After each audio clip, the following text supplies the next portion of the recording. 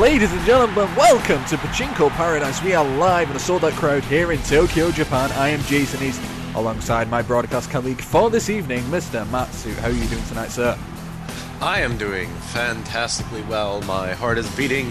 My hands are shaking. I can't wait to get right into the action. This is going to be one hell of a show, a night to remember, to be sure. Mm-hmm. Yeah, I'm shaking. I'm reverberating. I cannot wait for this show. Let's get started with this Fatal 4-Way Battle Royale. The following contest is a 4-man Battle Royal to determine the number one contender to the Casino Nights Wrestling Roulette Championship. Introducing first, from an undisclosed location, weighing in tonight at 240 pounds, Agent Z. And here is a man that I think might be coming into this match being the underdog. Agent Z, a man that's not really won that many matches since his debut here in Casino Nights Wrestling, could come out with a big victory here at Pachinko Paradise and could come out with a title match that he will have asked for. Agent Z looking very, very mysterious coming into this. I don't think anyone really knows. Agent Z, he's very mysterious. Always on his phone. Always, he never seems to talk to me backstage. I don't know who he's talking to.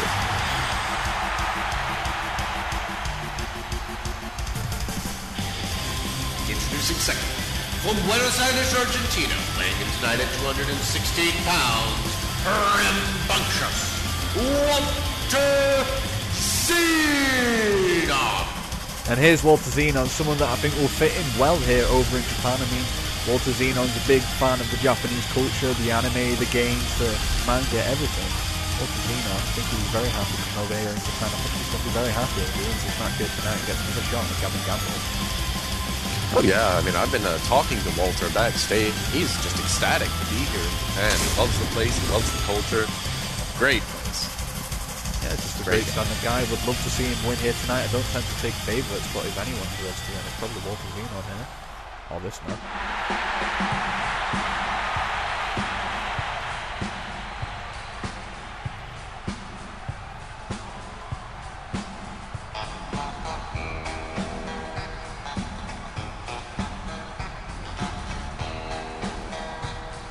Introducing participant number 3, from Vancouver, British Columbia, Canada, weighing in tonight at 234 pounds, Joe Vader. Joe Vader, the MMA specialist, the hot shot, the man with a lot of momentum coming up behind him here. Joe Vader's been going like a head full of steam. I think tonight here in Japan, in a land that he has fought in before, he'd be come out with one of the biggest wins of his career. Oh yeah, I mean, Joe Vader, he's well known in Japan. He used to train here. No, I don't know how much Japanese he actually knows, but I mean, he's in many ways a hometown favorite, or at the very least very popular.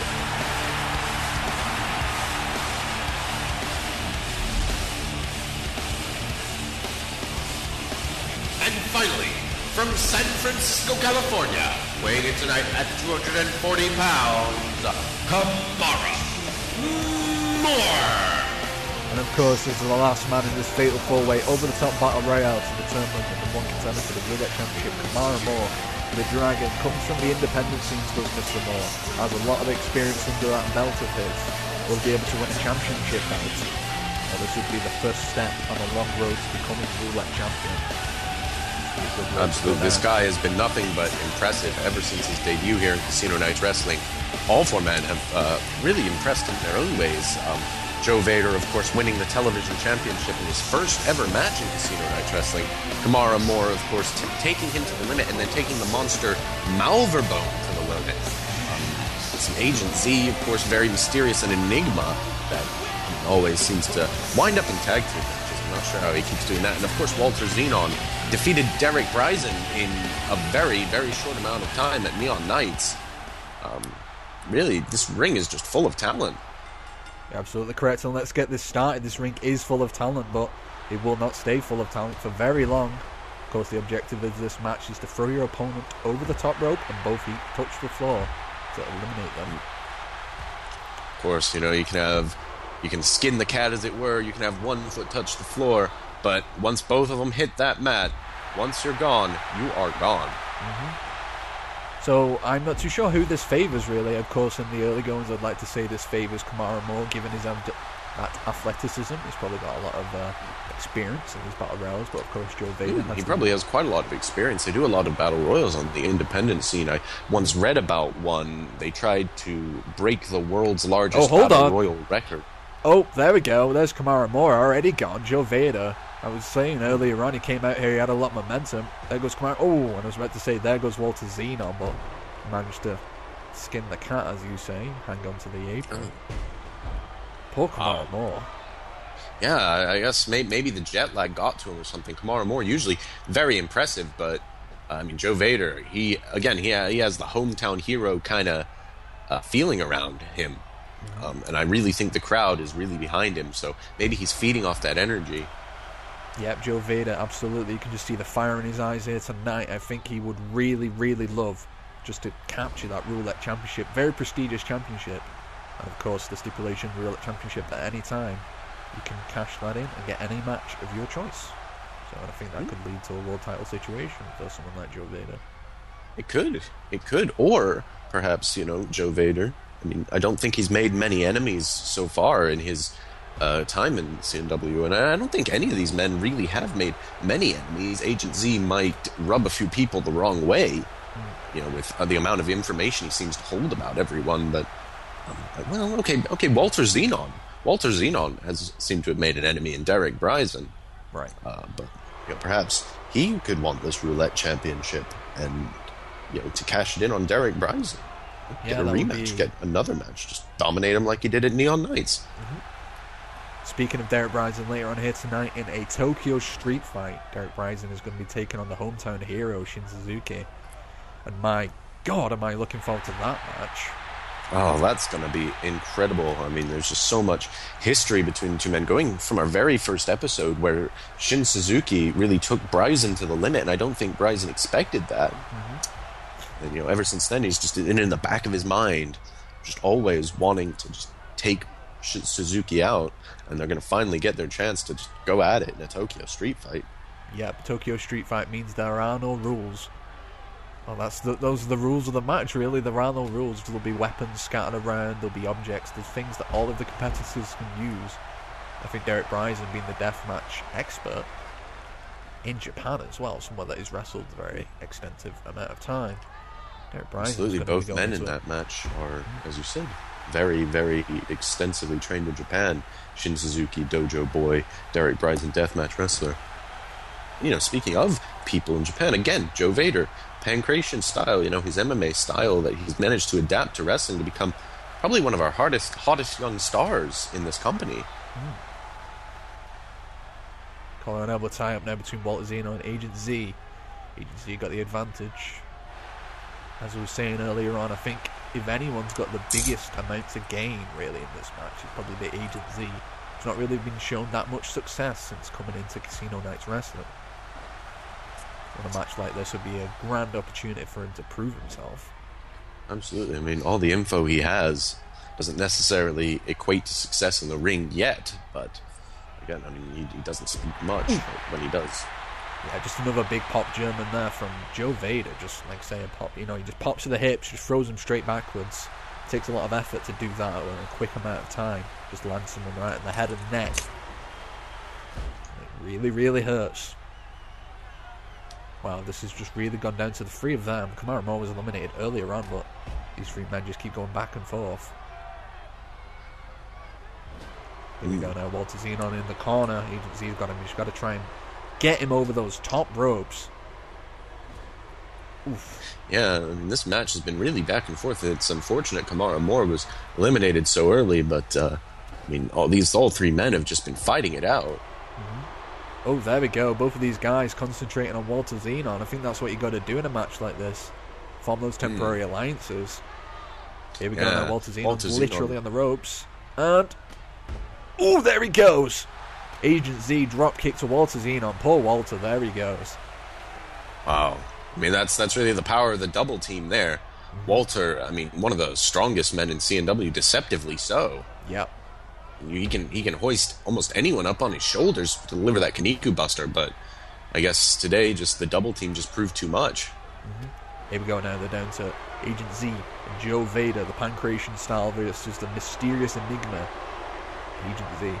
So, Matt, I've got to ask you a question. This is a question I've asked a few people. I wondered if you could answer this one. Mm-hmm. What does the Z in Agent Z stand for? Could probably stand for a few things. Maybe it just stands for Z. You know, maybe it stands for Agent Z.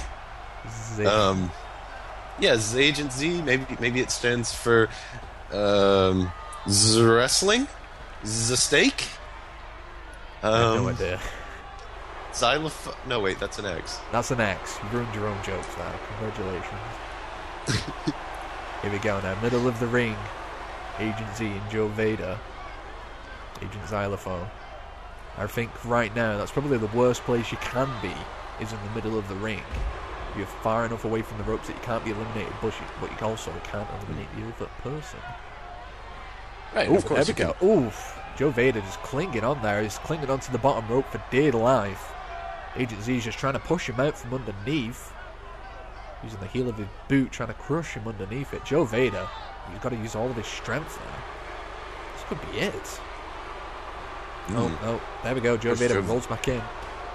Joe Vader, of course, knows. He knows how to keep clinging on. That's something that is really, in his whole MMA career, he's just made a name for. Mm-hmm. Yeah, it's about that resiliency. It's about that fighting spirit. Yeah, and again, he's trained in Japan. He knows all about the fighting spirit, and I'm sure this Japanese crowd can really appreciate a good show of fighting. Clothesline! Joe Vader gets it! A lariat from out of nowhere. Agent Z was in the corner. Joe Vader just lariated him with his left arm, I think it was. We'll have to go watch the replay. There we go, he just pushed him into the corner. Here we go, caught him, right arm lariat. There goes Agent Z. Here's your winner, Joe Vader. So Joe Vader winning the #1 contendership to the Roulette Championship. Gavin currently holds, and he will be defending against Auguste later on here tonight. What a victory here from Joe Vader. Wow. That's impressive. That's impressive. Joe Vader, once again showing he's just one of the hottest rising stars in CNW. Gets himself another title shot. Congratulations, Joe Vader. Congratulations indeed. Thank you for joining us here tonight. I'm Jason East alongside Matt. So you can follow the action here tonight on Twitter using the hashtag CNW. Still got a lot to come here tonight. We've still got a hell of a lot of matches. All of the championships will be on the line. Oof, I cannot fathom all of my excitement. I cannot put it all into words. Oh man, here we go. This is I really can't. Roulette Championship, World Championship, Tag Team Championship. It's going to be incredible. Juan Cortes is going to defend that World Heavyweight Championship in the steel cage against the MMA experts. Sego Khan. It's going to be a huge match. That is going to be brutal. That is going to be bloody. I just know it already. Just look at the credentials of the two men going into this match. Oof. Anything could happen.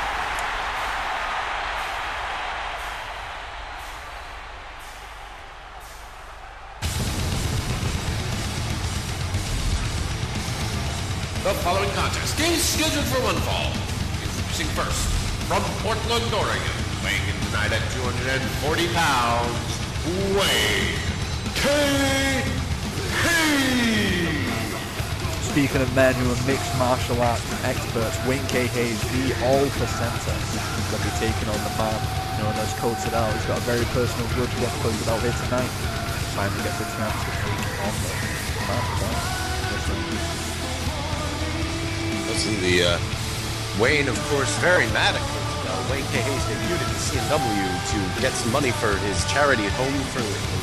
What was it called? Home for the Wayward? Yes. And Kotodel just stole all the money he had gotten and used it to buy frivolities. Speaking of... And his opponent, from your darkest fears, weighing in tonight at 190 pounds, the Freak Show, Kotodel. Well, I guess Kotodel hired a limo. Well, that's one way to arrive to the arena in style. I mean, if you have the money, God, I mean, this is a step up from his bicycle we saw last week. Yeah, I guess he's moving on up. Maybe next time we're seeing a little of a generally amazing monster truck out here. Yeah, I mean, does he keep the chainsaw in his trunk? I guess so, he must have. A limo? Wow, I just really don't know what to expect. Oh my God, he's bought a chainsaw, a bike that he shared with Derek Bryson, a limo. Oh my God. Look at that man. Is it a man? Oh, and look who bought a ticket for this one. In the front row, no less. Is that his wife? I assume so. I guess he bought a front row ticket for his wife. Wife? A pink coat. Well, he's certainly been throwing his money around for this one. Yeah. I bet he even flew in first class. Well, I think he's got into my head. Never mind Wake K. Hayes' head. I think that's really just plain straight mind games with the all percenter. Yeah, I mean, God, seeing your money that you're supposed to put towards, charitable organizations just go to toys. Pretty much toys and material goods. God, that's really got to mess with his mind. Yeah, but just the shenanigans going on here. I mean, they're just a limo out here, and then just the wife at the ringside, and just everything else. Just Kotodel is just very strange. It gives me the creeps.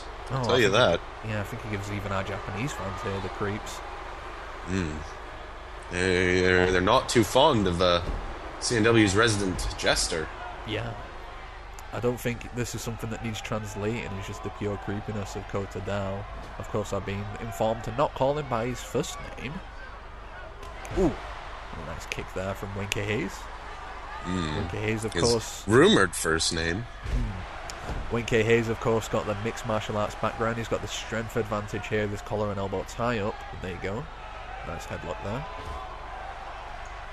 Oof, just some nice key lock strikes there from Winky Hayes. Right up to that. Kotodel. Excuse me. Kotodel, you don't want to hear him. Don't call him Ryad. He's pretty. You don't want to call him that. That's his human name, as he says. And I heard he does some pretty horrible things to the people who call him Ryad. So, well, you just did it. I'd be. I'm not saying I'm being informative. You're just calling him that. Be careful. I like calling with you. I don't want you to get chainsawed by that thing. I'm sorry, Mr. Kotodel. You're going to do a good job in this match as long as you stop getting hit by those wheel kicks. And that leg drop there from Winky Hayes. Here we go, on a nice collar and elbow tie up again. There we go. See, Winky Hayes has got that strength advantage. Ooh, I want to mention, of course, Wayne K. Hayes is a fairly impressive competitor. He hasn't been completely successful in his CNW debut, but I mean, of course, in GSB, Mixed Martial Arts Federation, he was the one who dethroned the undefeated Andrew Adonis with this vicious knee. So, I mean, he could easily just incorporate a lot of his trained strikes into this match. And, again, this is very personal between the two men. Yeah, Wayne K. Hayes wants to get some revenge. Sorry, I was just about to mention, with the insurgence of Grapple Sports Bottle, we've seen a lot of mixed martial artists transition over from, and a nice head scissors there, transition over from pro wrestling to mixed martial arts and vice versa. And Wayne K. Hayes is one of those that actually, he was a mixed martial artist and a kind of a user of the karate style, the kind of the taekwondo and all the mixture of the kicks and everything else before he Yeah, he's someone who I believe has some experience in Japan. He's definitely wrestled over here before. Of course, he's, I believe he's some sort of a friend with Osaiko Kurotsuki. Rose Superstar Osaiko. I believe they're quite good friends. They've known each other for several years. Yep, and of course Osaiko, very famous over in Japan. Being the Japanese superstar that she is. Go. Kotodel. Ooh, just rubbing his boot across the face of Wayne K. Hayes there. Just gonna keep the big man down on the mat. All of that strength advantage, all of that karate and mixed martial arts training is going to be useless when your back's to the mat. But then again, he's a mixed martial artist. Being on the mat, going into that ground and pound style. Yeah, of course, mixed martial artists know how to transition from the mat, into a position that's good for them. They could slap in a submission or just base up. Whereas Kotodel, of course, is more of a traditional as traditional as you can be looking like that. Yeah. He's a wrestler. Yeah, of course, you'll also see a lot of these mixed martial arts, they'll try and get the fight onto the ground, where they'll try and get into that ground and pound position, but Kotodel's pretty unpredictable. I wouldn't like to be on the ground in a match with him. Here we go. Oh, nice float over DVT there from the upper center. Going into the cover. Hook leg one, just a one. Freak show kicking out there. I have to say that perhaps Kotodel's horns may have impacted the blow a bit. I don't know if those are strictly legal. Are they actual horns? You're asking the wrong person here. I've never been... I don't know. Is that a mask? Is that his face? This is as close as I've ever been to Kotodel, and I don't want to get any closer, let's put it that way. I'm with you, East. I considered asking a few questions backstage, but not tonight. Ooh, nice suplex throw there from Kotodel, going to the game of Wayne K. Hayes there. Kind of showing, like, if you can do it, I can do better. There we go now. And that's Kotodel's mindset. He's a very childish individual in a lot of ways. I mean, just look at all the toys he's bought. Mm-hmm. Yeah. He even calls them toys. Yeah, and you know exactly what you said. That's the kind of thing that he would do. He would just do that. He would go to the MMA style, the suplex throws, the sambo throws, just to show Wayne K. Hayes that your game is as good as my game, if not better. I kind of worded that one. But either way, we're going to the cover. Tornado DDT, 1, 2, and... Ooh, a kick out there from Wayne K. Hayes, 2.9. Of course, Mrs. Kotodel watching on at ringside, as we mentioned before. Is that Mrs. Kotodel? Is that a costume? I have fan? No idea. I don't know. I know that he was in a department store earlier this week to chat up some girl he seemed to want for his bride, and is that her? I hope not. That's all I'll say is I'll hope not. Jeez, I don't even want to go down that road. Yeah, here we go now. Wayne K. Hayes in the corner. Oh, shoulder meets the turnbuckle, steel post. Wayne K. Hayes just, oh my god. Took all of that in the corner. Here we go now. Kotodel from Wayne K. Hayes off the ropes. Drops down again. Wayne K. Hayes coming full at him, and a nice head scissors. Kotodel now running the ropes. We've seen him do this before. Look how mischievous he is. And a leg drop. That dancing leg drop. Oof, it just looks like he's toying with Wayne. Ooh, a nice calf kick there from Wayne K. Hayes. Got a head of...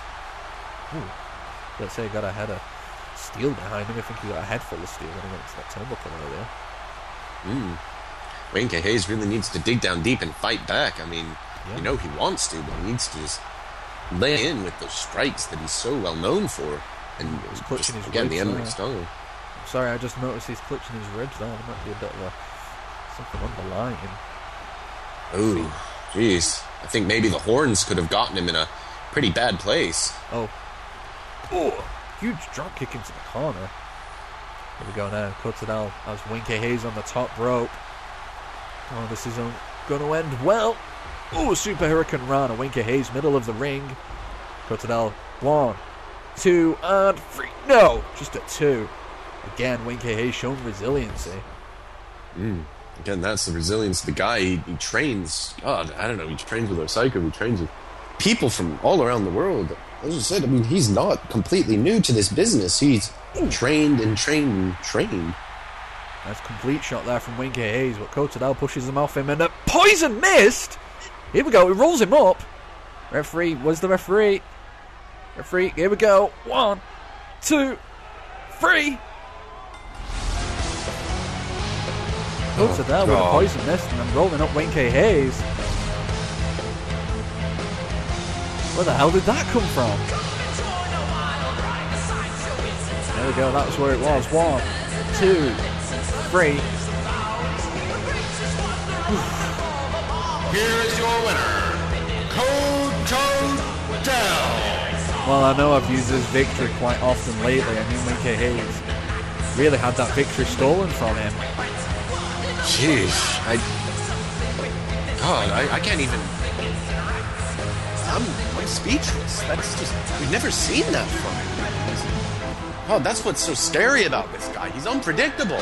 Yeah, he really is unpredictable. Where the hell did that miss come from? That was very Japanese, I suppose. Call it that. Look at Hayes. Defeated here tonight by Mr. Kotodel. He's going to be going home hurting.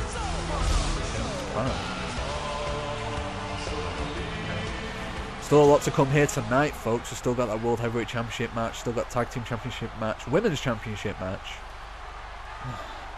and the Roulette Championship match.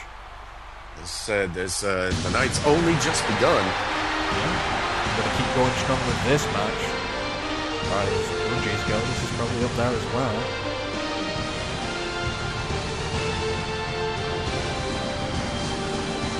The following contest is scheduled for one fall. Introducing first, from Sydney, Australia, weighing in tonight at 231 pounds. He is the leader of the Amazing Squad, General Amazing. Gotta say, Generally Amazing's probably got quite the fan following it. Australia is not actually that far from Japan in terms of geography, so I think I can see him all around here. Generally Amazing's fans made a short trip over from Australia. Yeah, Generally Amazing is someone who's really came out of nowhere. Yeah. In a lot of ways. I mean, he's been wrestling before GNW, SDW, but really stepping into CNW, he's just gotten popular. Usually so. Go up against this man.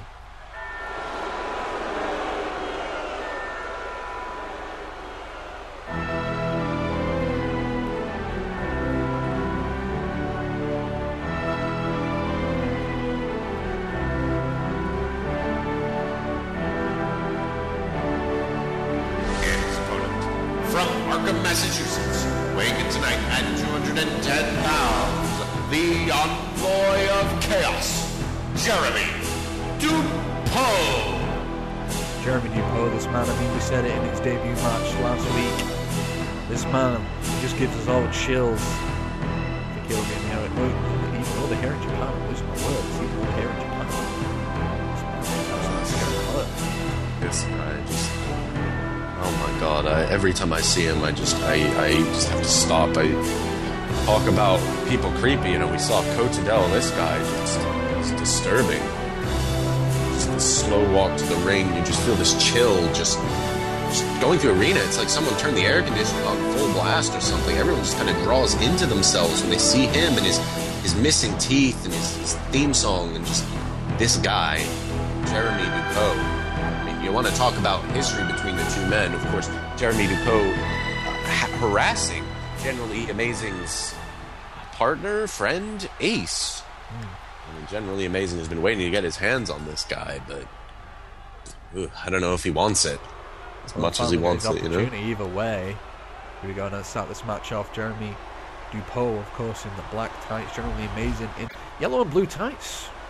A lot of people have called Generally Amazing like an old school 80s wrestler, where he is a throwback to kind of the platinum blonde mullets and everything of the 80s era of wrestling. And of course, Jeremy Dupo, I think it's probably kind of the opposite of that. Yeah, definitely Generally Amazing, bit of a throwback, whereas Jeremy Dupo, I'm not sure what his deal is. He's always talking to himself. I mean, I went up to him for an interview and he showed me this book that I just couldn't look at it. I saw it and I was just, it was like there was this pain in my eyes or something. He was just talking about this cult that he's part of, and I suppose maybe that's what he's trying to do to Ace, is to get her to abandon the General and join his cult. That is what I heard, that Generally Amazing's apprentice, Ace, was trying, Jeremy Dupo tried to entice Ace to join his cult. Of course, Ace, being the loyal follower that she is, decided not to join the cult of Dagon. Of course, Ace will be in action later tonight. Of course, Ace will be in action later tonight. Facing against Amanda Orion, the Hunter, who is Ace has really been trying to make her mark in CNW. I mean, she's gotten the fans behind her for that. I don't know. There's just something about this Dupo guy. I'm really hoping the General, as great as he is, as amazing as he is, I'm afraid he might have gotten in over his head. This guy is such an enigma. Jeremy DePaul, that's a really good way of putting it. I mean, use that word to describe agency earlier on, but Jeremy DePaul is much of the same, just an enigma, and just, he's really in your face. Look at that, he's just biting it. Generally amazing. Ooh, that's just delicious. If anything, that's insulting, really, to the general. Just biting, just that horrible, dirty tactic there. And I don't even want to think about just his teeth. Generally amazing. Got put in the camel clutch. He has to use all of his strength, and he did slip out of it. Stood up there on his own 2 feet. Had to use all of that lifting experience, I could say. Of course, Ace is a power lifter. Yes. Ace is a power lifter, and generally amazing. Of course, fairly strong individual himself, but prefers to focus on the flash. Yeah. Definitely is definitely won himself some fans. And you talk everything about the Amazing Squad really just personifies Flash and excess in a lot of ways. Ooh, speaking of a nice arm drag there, so to all arm drag running. And generally amazing. He's got Jeremy DePaul and block.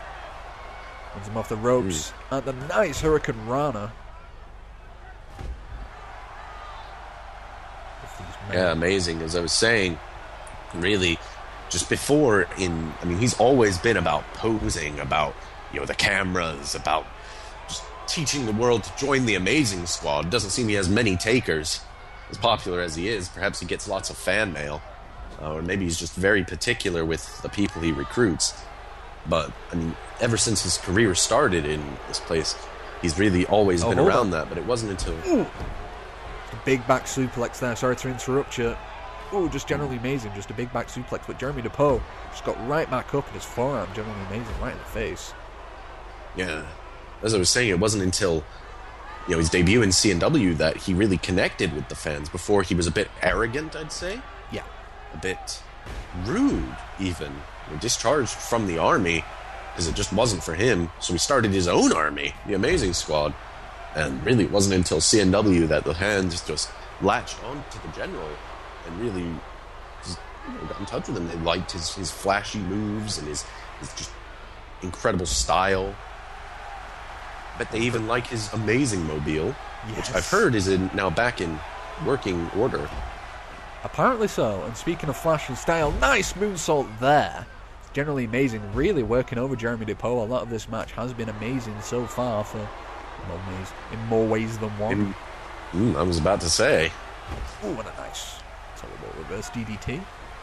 Generally amazing. Really is was working over Jeremy DePaul, the envoy of chaos, and a cartwheel elbow drop to DePaul. Really amazing. Really doing a great job here against a man that he's got a few issues with. Yeah, as we were seeing, just all this flash. But it doesn't seem, even though this man may have some issues with Jeremy DePaul, the general doesn't seem to want to give up his flashy ring style. And he really feeds on the fans. Yeah, even over here in Japan, where I'm not too sure if Generally Amazing's been over here in Japan before, but welcome him like one of their own. Ooh, nice move out of the corner. They're sure and why that is a Japanese move. Crowd lit up for that one. Yeah, they seem to really light up for that. Maybe, I suppose, being amazing transcends borders, just as perhaps being as scary as DuPont is really transcends borders. Being insane. What does Tight say? Insanity. I'm not sure how insane a man could be if he tells you he's insane, but I don't know if you have to be insane to really freak a guy out. Surfboard stretch there from Jeremy DePaul, middle of the ring, right on top of our nice little logo there. Ooh, hold on. Small package. One. Ooh. Almost had another small package victory there. That would have been shades of our last match, where Kotodel just beat Winky Hayes. Of course, Generally Amazing has really been improving on his flexibility, doing a lot of acrobatics, and that's got to help him with the small package. Jeremy DePaul, Irish whip pull back, but a belly to belly from Generally Amazing, reversal of that move. Generally Amazing keeping his momentum in his favour. Here we go now, another collar and elbow tie-up between the two men, test of strength. Amazing gets it. Back to wrist lock. And a hammer lock there from Generally Amazing. A nice European Wrestling Series The thing about Amazing is that in a test of strength, very few can beat him. He probably learns a lot from his colleague Ace. Oof. Is known to... Another huge back suplex there from Generally Amazing. Either Amazing Squad planted Jeremy Dupont right in the middle of that ring. Did not go for a cover though. Dupont got up. It really could be the turning point there. Oof. You really need to stay on top of your opponent. Yep. Ooh, a nice lariat out of the corner there. Generally Amazing hits the mat. A bag of bricks. Oh, and a nice DDT there from Generally Amazing. Generally Amazing's neglecting to go in for the cover. What is he doing there? Continually. It's probably part of his hubris, really. Yeah. I mean, he still has a lot of that hubris that he had from back in his days in SDW and GNW, that maybe he just wants to really teach Dupont a lesson. Here we go now. Generally Amazing getting back to his feet. Jeremy Dupont. And a headlock switches to the wrist lock position. And front headlock. Both these guys go back and forth. Nice chain wrestling series. But, ooh, Generally Amazing just getting bitten on the forehead once again like a rabid dog. Oh, God, that's just unsanitary. Yeah. That's really just a dirty move from Dupont. And that's really got to just get inside the general's mind. As, confident a man as he is. God, what do you can't counter that except by just walking away. And you still have there's the breath. There's the feel of his teeth on your forehead. That's just dirty moves, dirty tactics from Dupont. Ooh, speaking of, we saw this in the last match as well. Shoulder meets steel turnbuckle, and hold on. Off! Knee right to the face, right underneath the chin, and Generally Amazing. Oh, God. Here we go, Jeremy Dupont, cut of the throat. We've seen this before. Catches him now. Oh. Impaler DDT, middle of the ring. Going in for the cover. 1, 2, and 3. That is it. Ooh. Oh my God. Wow. Jeez. Amazing really must have underestimated Dupont, or perhaps it was the bites and the dirty tactics that propelled him to victory. There we go, that's what it was. There's the 3. Jeremy Dupont, your victor here tonight. Here is your winner, Jeremy Dupont.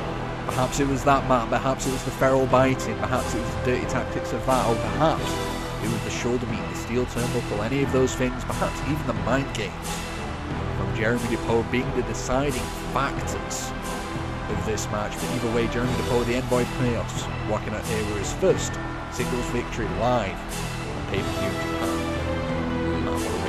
Something tells me that, I don't think Amazing and Dupont are done with each other, but look, not the way that Amazing wanted to come into Japan. Yeah, if I was Generally Amazing, I would be getting my hands in my pocket. I'd be trying to find a surprise. I'd be trying to find something. I'm not done with Jeremy Dupont.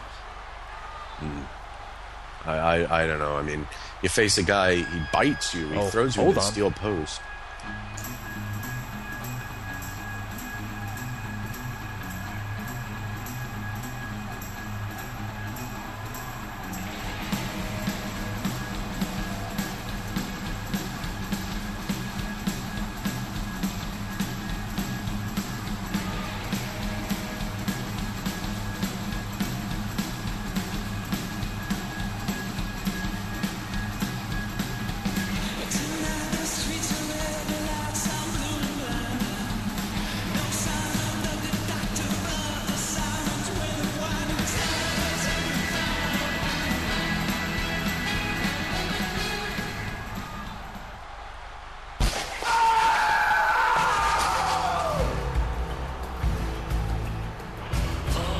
Ladies and gentlemen, please welcome to Casino Night Wrestling, El Beardy. Oh my God, El Beardy here.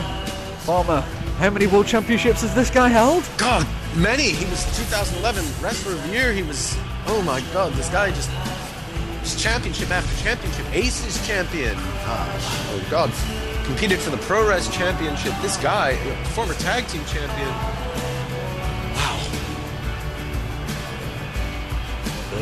Certainly a big deal here, making his debut with Casino Nights Wrestling here in Tokyo, Japan. What a place to make your debut. Wow. This guy.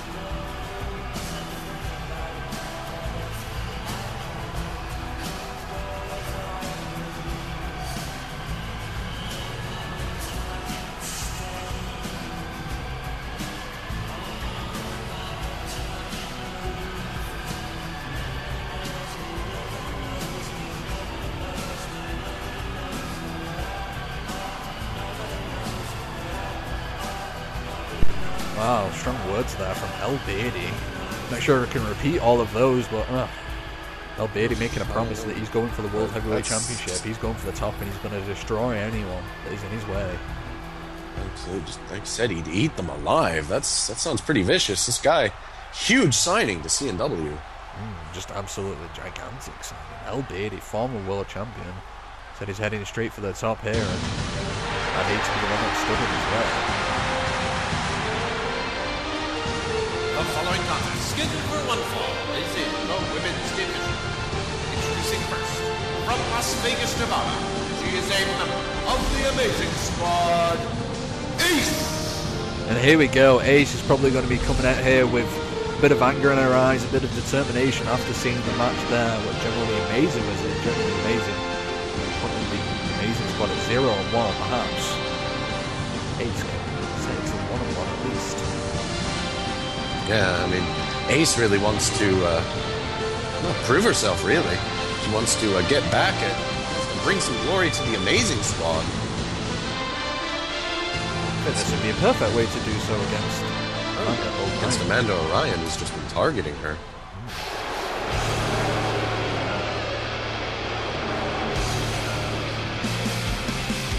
And her opponent, from St. Louis, Missouri, the Hunter, Amanda O'Ryan. This woman, as you were saying, has been targeting Ace. Amanda O'Ryan finding some part of a problem with the second member of the Amazing Squad. Oh yeah, I mean, Amanda O'Ryan, just 1 week, Ace was backstage talking about how she wants to rise to the top of the women's division like the Ace always rises to the top of the pack. It seemed that Amanda O'Ryan took some offense to that. You know, she wants to keep her place in the women's division and just brutally assaulted Ace over and over again. I don't know about you, East, but I think Miss O'Ryan may be just a bit unhinged. Just a little bit unhinged, just a tad. Just a tiny bit unhinged. Just a few minor anger issues here and there. I don't know, maybe. I'm not a psychologist. Just a bit. And she'll want to take him out on Ace, though Ace, of course, no slouch in the ring. I mean, have you seen the things that she can lift? God, she's just a power lifter. I'm sure I've seen her bench press the General a few times. It would not surprise me. Here we go, I'm going to start this off. Generally Amazing's apprentice, I would suppose. Ace going to be taking on. Protege? Yeah, partner? protege. Going to be taking on Amanda O'Ryan. Of course, Amanda O'Ryan. Ace, perhaps they're just friends. They're just both members of this amazing squad. Of course, you got to wonder what's going to be in the head of Ace, seeing Jeremy DePoe out there against generally amazing walking out with a victory. Excuse me. Ooh, and a big spear. I'm going to sneeze. Excuse me. At least I'd have to say, if I was Ace, I mean, I'd obviously be wanting to get glory to the amazing squad. I'd want to get some revenge.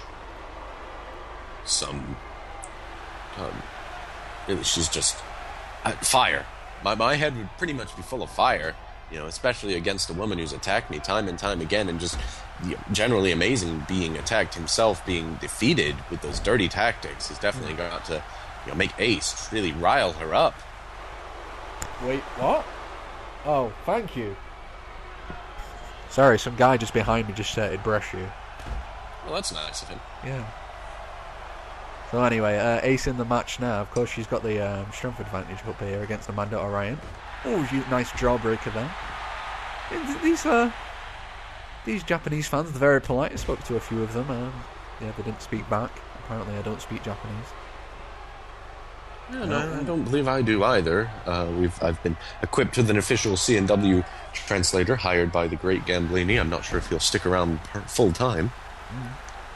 I'm not too sure. Of course, speaking of the Japanese culture, we've got later on here tonight an appearance from Miss Akira, representing Akira Kiribara. Akira Kiribara, of course, sponsoring our pay-per-view. Yep. Of course, also have that Open Japanese Challenge with Jerry Han versus Rin Despringer. And of course, Shin Suzuki, who's going to be taking on Derek Bryson in that Tokyo street fight. So he's going to... we're keeping it. We're playing to the audience. Keeping it Japanese. Keeping it cool. Hardcore. Absolutely. And this audience, I mean, they've really been appreciative of this amazing action we've had so far tonight. And the night's... not even half over. No, not even halfway there. Still got a lot to come here tonight. Got that World Heavyweight Championship match, Roulette Championship match, Tag Team Championship match, Women's Championship, 6-woman ladder match. That's going to be, I believe it's definitely the first in CNW history. A 6-woman ladder match for the Casino Nights Wrestling Women's Championship. God, I mean, just all those championship matches to come. And already we've just seen some amazing things. We've seen Joe Vader win a shot at the Roulette Championship. We've seen El Beardy debut. Just a huge signing. Of course, as well, I'd like to talk a little bit about the pre-show. In our pre-show, we had 2 matches. All guests who made some nice appearances. In our first match, we had the T-Fight World Heavyweight Champion against the Go Fight Wrestle, I think it is. Go Fight Wrestling, yes. Yes, Go Fight Wrestling World Heavyweight Champion. So we had Richie Stevens taking on Bang Shinigami. Richie Stevens won that match after that huge super kick. Caught Bang from out of nowhere. I was ringside for that. That was exciting. And of course, as well, in our second match, we had Erin Toyota of Rose taking on a woman known as Emma Lilly. Guest competitor then. Yeah. That was a good match too. Yeah, I'm not too sure who this Emma Lilly was, but she seemed like a nice girl. So either way, Erin Toyota walked up with the victory there. So just Amanda Orion, just nice Lufez Prez there. We're just kind of demonstrating the unpredictability of CNW, the unpredictability. Anything can happen, and I'm sure later on tonight we'll demonstrate that, certainly. Absolutely. Anything can happen in Casino Nights Wrestling, and that's why I love it here. Here we see, of course, Ace. And Ace has just really been impressing lately. I really think she's just gone no nonsense. That's the thing about Ace. Here we go. One. She may be a member. Just a one. Maybe a member of the Amazing Squad, but I don't think she favors the Flash as much as the General does. We talked about it before. She's got that wide base. She's got a lot of strength. And, a nice shoulder block there. She's got a lot of strength and she employs it in all of her moves. Here we go now. Nice gut wrench. She's got her up there. Looks like a dominator. Ace showing a lot of strength. Here we go. She's got her above her head. Military press slam. Nice. That's what I was saying. Ace, power lifter. There we go again. She's got Amanda Orion. Oh no, Amanda Orion turns her around. German suplex from Orion. Hunter really shot Ace right in the heart with that. Ace is up though. Oh, again! He's got her up there, right above her head, using all of her strength. Oh, nice! Another military press slam. I am turning Japanese. Ace that though. Really is the, here we go. Power. Got her up on her shoulders. We've seen this before. Oh, there it is. Middle of the ring. Ace got to go in for the cover. 1, 2, and 3. That is it. Talk about power. Yeah. Talk about power. Ace just taking out Hunter decisively. Great job from the Amazing Squad. They're going to have a party tonight, perhaps. Half a party? Yeah, just half a party. Here's your winner, Ace. Well, the save Generally Amazing might be able to upset his win, but I think that'll probably lift his spirits a little. Ace picking up a victory here tonight against the Hunter and Orion. A bit of a redemption there. Very, very happy. Sure, General just on. Maybe nursing his wounds, but very pleased. Very strong day tonight in Tokyo, Japan. So I haven't seen the Japanese crowd this excited. Thank you everyone for joining us here tonight. I'm Jason East alongside Matsu here at ringside. You can follow all the action here tonight. Hashtag CNW on Twitter. There's a lot of action. Still a lot more to come here tonight. Still got a lot of championships that will be on the line. Still got a lot of grudges to be settled. Still got a lot of Japanese flair and fire and a lot of things to be spat. But man, it'll be all on the line here tonight. Juan Cortes is going to be defending that World Heavyweight Championship in a steel cage against the MMA expert Sego Khan. Absolutely anything can happen in that steel cage match. We will be walking out of Tokyo, Japan with the Casino Nights Wrestling World Heavyweight Championship. And as well, speaking of championships, Auguste is going to challenge for Gavin Gamble's Roulette Championship. Still don't know what the stipulation of that will be. It will be decided later on here tonight. Gavin Gamble and Auguste will be facing off. First off, we've got this match.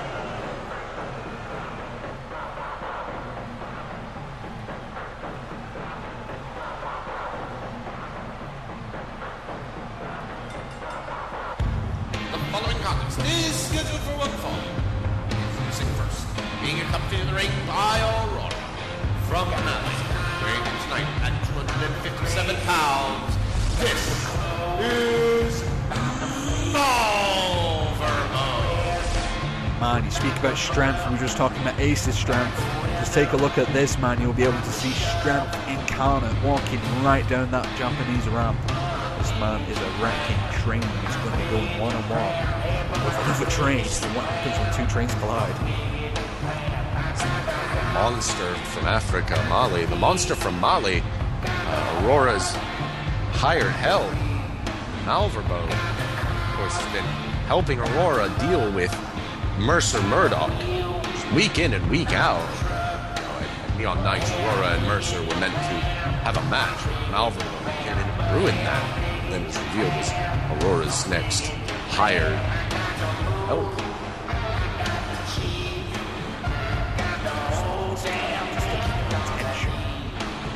Muscles, Malverbo is not allowed to mess with.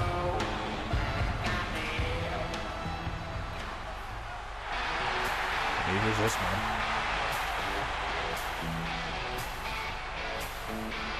And his opponent, from Bourbon, Louisiana, weighing in tonight at 400 pounds,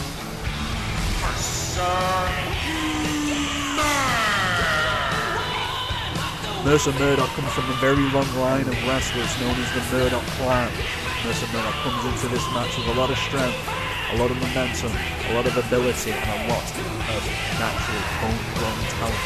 Maybe putting all that up against the brutal monster known as Malverbo. I think, as we were saying before, when two of these forces being possible happens. Mercer Murdoch, of course, she said, coming from the Murdoch clan. Huge guy. He has the size, he has the ability, he has the pedigree.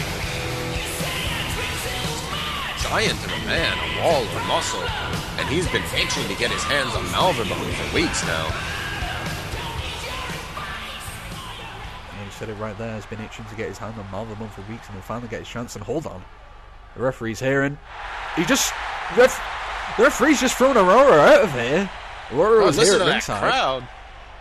Listen to that crowd, yeah. Just Aurora's been ordered to the back.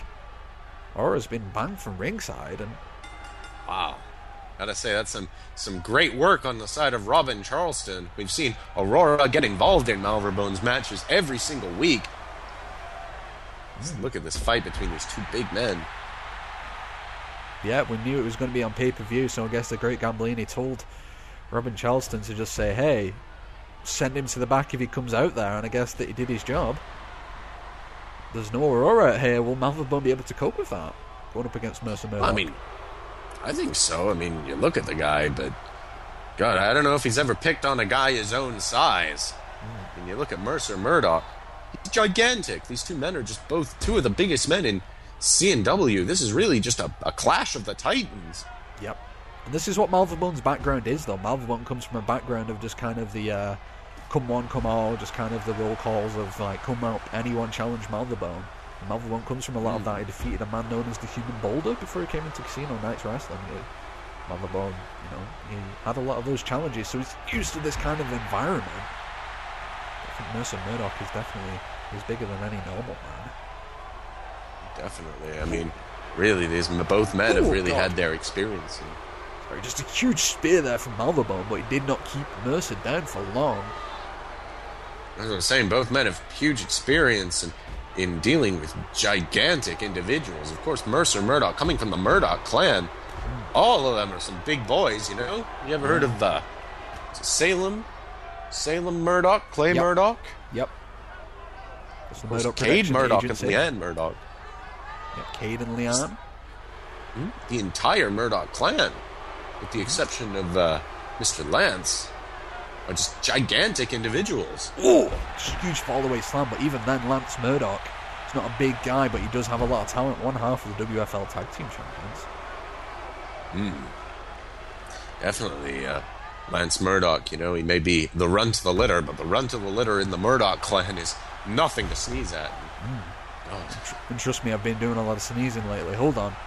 One. Ooh, just a one. God, just Mercer. Really, just both of these men. Just mounds of muscle, neither wanting to stay down. Coronero tie up. Mercer Murdoch just coming out with a victory on that small battle. Nice flapjack there. Using all of his strength and... Oh, God, just pulling back in those arms. Ooh, just like a chicken wing stretch, I suppose, on Malverbone. Really, all that can be said here is which man will break first. Both of them have just... God, it's almost unbelievable. I cannot say just how giant these two men are in person. TV does not do it justice. Yeah, and I know there's this kind of stereotype of Japanese people being smaller, but even still, just take a look at these guys compared to, like, Robin Charleston or Aurora or even me and you. These guys, huge. Oof. Tall and wide. Just think about that. 400 pounds is Mercer Murdoch's weight. It's about the size of a small car. And that is all muscle. Just imagine that just ramming into you with just incredible speed. Yeah, just get hit by one of those spears, one of those clotheslines by either man. It's like getting hit by a Mini Cooper at 20 miles an hour.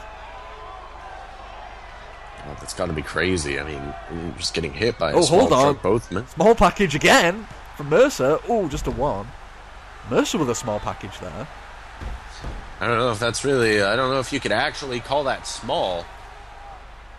Yeah. I don't know what you really, call that. That's just a test to a Malverbone strength that he can just kick out from 400 pounds bearing down on his body. There we go. Front suplex now. And 1, 2. Oh, just a 2. Malverbone kicking out 2 there after that front suplex. Another collar and elbow tie up. Again, Mercer coming out with the advantage there. I think he's got the slight strength advantage over Malverbone. Just kind of see all of Mercer's back. He's got all of that back strength. Oh, yeah. I've no doubt that if he flexed, that strap he wears would break. Yeah. Oh, rake of the eyes there from Malverbone, though, and a big clothesline. See, Malverbone isn't kind of a stranger to using... Oh, another clothesline there from Mercer. I was about to say Malverbone isn't a stranger to using all of these unsportsmanlike activities. Here we go now. He must have been learning from Aurora there. Yeah, of course, Malverbone has won in the past with Aurora's assistance. Yeah, when you have a guy like Aurora on your side, he's sure to teach you all of his tactics. Yeah. You know, he didn't make it big in the nightclub business by lounging about. I'll just say that. Yeah, I was about to mention that. Yeah. Aurora, speaking of, I mean, did you hear that there was a pretty popular club in Japan that shut down because of rats? I heard. I mean, that's really surprising considering how good these nightclubs have usually been kept. It's just kind of disappointing. I wanted to go there. Aurora's got to be watching this intently. Just a big bear hug there from Mercer, but oh my god! I really thought Mercer had Malverbone there. You can see him now, he's clutching his ribs. Mercer had Malverbone in that bear hug for almost seemed like years. Here we go now. Jeez. Back suplex. Talk about the arm strength that Mercer has. Oh, that's got to damage anyone, even if you are as big as Malverbone. Here we go now. Malverbone going into the cover. One. Ooh, just a one. A lot of strength there employed from Mercer. Murdoch got a kick out of that. Still got a few £100 on you. Either way. Shove back into the corner. Two of them. Ooh, and a club to the back. Malverbone. Here we go now into the cover. One. Ooh, not even a two. Here we go now. Really, Oh, full Nelson bomb from Mercer Murdoch. We've seen him win with this before. Here we go. 1, 2, and 3. Mercer Murdoch walking out with victory here tonight. God, that was crazy. That was hard hitting. That was a great win there by Mercer. I mean, just out of nowhere, just full Nelson bomb and just too much for Malverbone. Yeah, Malverbone certainly did put up a fight, but Mercer walking out with a victory here tonight. Perhaps it was the ejection of Aurora that distracted him. Either way, Mercer, big bear hug. I really thought that's what was going to do it, but he did with Malverbone, and that was the shot that ended the fire. 1, 2, and 3.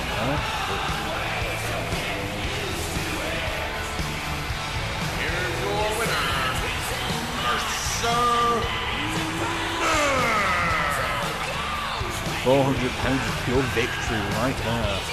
Mercer Murdoch walking out with the win here tonight in Tokyo, Japan. It's going to be a very proud win for one of the members of the Murdoch family. Yeah, I want to go back to that bear hug there. That probably is what spelled the beginning of the end for Malverbone. It's that giant bear hug just weakened him into the full Nelson bomb. That was it. Yep, Jason East and Matsuit here at ringside, as you well know, should do at this point. Man, like you were saying though, just that bear hug, just that huge amount of strength. Mercer Murdoch just crushing his ribs underneath him. Bear hug followed by that full Nelson bomb. That's enough to put anyone out, let alone a giant like Malverbone. Still to come here tonight, Juan Cortes is going to defend that World Heavyweight Championship against the MMA specialist Sego, who will walk out of Tokyo, Japan with the Casino Nights Wrestling World Heavyweight Championship. It's going to be a steel cage surrounding that ring. Anything can happen. It's going to be vicious. That's going to be brutal. That's going to be fantastic.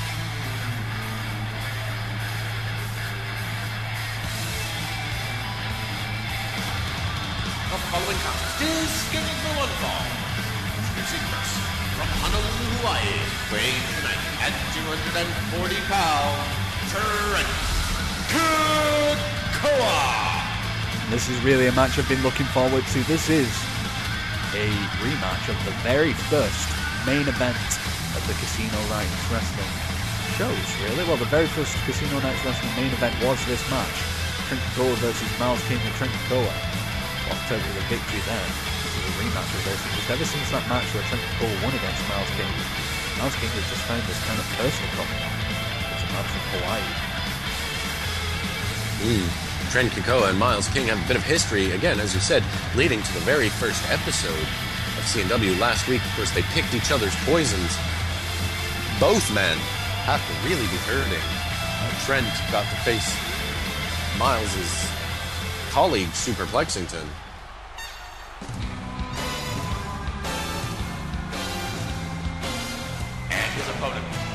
Las Vegas, Nevada, weighing tonight at 240 pounds, the High Roller, Miles King. So Matt had to cut himself up there to go and do the ring announcing, but as he was saying, Miles King picked his cohort from Classic Superplexing to take on Trent Kekoa, and of course Trent Kekoa picked Miles King's brother, Fats King, to take on Miles. Guests in Casino Nights Wrestling. Of course, Miles King, again, as you said, he owns his own talent agency, Class Inc., runs it with Action Jackson, and employ a bunch of talent, including Superplexing, and guys like K+, guys like a guy we saw earlier in the pre-show, Richie Stevens. Yep. But I mean, yeah. So I mean, it's clear that this talent agency works. But I gotta say, Trent's pick was pretty good on his own. Yeah. Fats King, Miles' brother. I mean, we haven't seen him in the ring in several months, not since SDW went under. You know, I'm sure Miles wasn't expecting it, and you know, he gave him really a run for his money. Both men have got to be hurting still from that. I think even so, even if it wasn't a victory in terms of for Trent anyway, I mean, Trent, of course, did lose to Superplexington by counter after he got suplexed into a couple of chairs out here right by the side of us. But Miles King, of course, did defeat his brother, Fats King, but even so, I think he took a lot of damage in that match, just almost as much as Trent maybe did. Oh, yeah. Fats King really, he may be fat and he may be funny, but he's nothing to sneeze at in the ring. He's a big guy. Of course, when you're a brother, and Miles and Fats brothers grew up together, they're no strangers to fighting each other. Yeah, just knowing how Miles King is as a person, it does not surprise me at all that he's got problems with his brother. I mean, Miles King can walk into Las Vegas, his hometown, and get the hell booed out of him, so... Of course, I'm not even sure if their problems with each other are as bad as the problems between these two men. Again, stemming to the very first episode of Casino Nights Wrestling. That's collar and elbow type there. Yeah, as you were saying, to the very first episode of Casino Nights Wrestling, where Trent Kekoa did win in an upset victory up against Miles King here. I think Miles King did take that a little bit personally, and... Well, yeah, I mean, considering it was because of Juan Cortes's interference, or not even interference, just his appearance at the top of the stage really distracted Miles, allowing Trent to pick up the win. Yeah. Yeah, and like you were saying, I think Miles King just kind of took that a bit on the chin, really. And and then second time they faced off, speared each other through a barricade and they both got counted out. Yeah, that was part of our... Finally, they've been wanting to get their hands on each other. Yeah, that was part of our World Heavyweight Championship mini tournament, and the second week coming off of Neon Nights, it was going to be the winner of that match was going to take on the winner of Auguste and Sego, and it ended up being that double count out after what a huge super kick there after Trent speared Miles through that barricade, and just both of them cost each other really that championship opportunity. Which is really, of course, that's how we ended up. Juan Cortes versus Sego Khan, great rematch from New Wrestling. Yep, from National Wrestling Day. Of course, we'll have to see if Juan Cortes can retain again against Sego Khan in this main event, but this time it's not going to be a regular match, it's going to be a steel cage right in the ring. Just two men just beating each other up inside a steel cage. It's going to be insane. I cannot wait for that match. No disqualifications. So anything can happen, really. And I gotta talk about Miles, as hated as he is. He's another one who likes to use those dirty tactics, but he knows when to use them, when the right time to use these eye rakes and these back rakes is, and that's some smart strategy by Miles King, even if it doesn't exactly endear him to the fans. Say that he does use a lot of these dirty tactics, but he does use a lot of traditional wrestling there. You could see that he just did a nice headlock takeover and he's working over the body parts, and now he's going in for those just closed fists. Not exactly legal either, ground and pound style. Miles King uses a lot of boxing influences coming from Vegas. Yeah, it's pretty popular. He's trained in boxing. He calls himself the King of Clubs. Here we go. Miles King, Trent Kekoa. And a nice back and forth. Trent now running Miles off I the say ropes. the king of clubs, he calls himself that because he has the clubbing blows, both his fists and his forearm. You see his calls himself the king of clubs 'cause when he clubs you with that forearm, just like he did, just a bit ago, it's really sure to rock. Hold on, Trent Kekoa got that submission locked in middle of the ring. Oh, Miles King slips out of it. I've seen Trent Kekoa win matches with that before. Here we go now. Trent, waist lock. Oh, nice neck breaker. Oh, Trent just laying the boots into Miles King there. Now switching to the elbows. Trent Kekoa really unleashing his fury on the king of clubs. Middle of the ring. Maybe Trent getting a bit of anger in his eyes. Yeah, and Trent, he's a really popular guy, but that doesn't mean he doesn't get angry. He does. He knows he has a really smart mouth and a hot temper. He knows, he's mad. Yeah, just a huge Samoan drop there from Trent Kekoa. That's got a headlock there, and another super kick right underneath the chin of Miles King. Trent now. Again, just previously, before the show, Miles King, he approached me and he called himself the king of the jungle. Of course, Miles King, one of our biggest and oldest names in, the signings to the company, really. But Trent, he heard what Miles said, and he said right back to him, it doesn't matter. You can be king of the jungle. I'm just going to win. So, really, I think Trent, he's focused. Yeah, Trent Kekoa as well, he takes that a bit personally. Trent Kekoa, as you were saying, has that smart mouth. He just doesn't really, take that many people seriously. But I think right now he's taking Miles King very seriously. Trent now, waist lock on Miles. Gonna go again. Oh, nice super atomic drop. Just delayed him right to the tailbone. All your strength kind of spans from Miles King. Oh, nice spin kick. Kekoa uses a mixture of Lucha Libre and Puroresu styles over here in Japan. That is a good thing to get the crowd going. Here we go now. Just a half. Trent now has got Miles into the corner. Just going to do a Miles here. Miles is just kind of stuck there. Not too sure what the hell Trent was doing. Here we go now. This is probably what I was going for. He's got Miles on the top rope. Here we go now. Oh, reverse suplex. Miles is flattened out there. Trent just flattened. Trent known for using some exciting high-flying maneuvers of his own. The flashy kind of guy. He has that great C4 that he uses. Here we go now. He's got him on the top ropes again. See, Trent's holding his head. I think he's a bit dizzy. He's going to go for it again. 2 back. Oh, just reverse superplexes.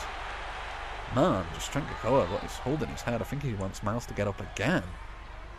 Yeah, Trent really he wants some revenge on Miles. He wants to just prove beyond a reasonable doubt that he is, the future, really, of CNW. Miles King this is his first healing. Hold on, just Miles King run in a company for a while. Miles King just caught a punch. What the? Miles is.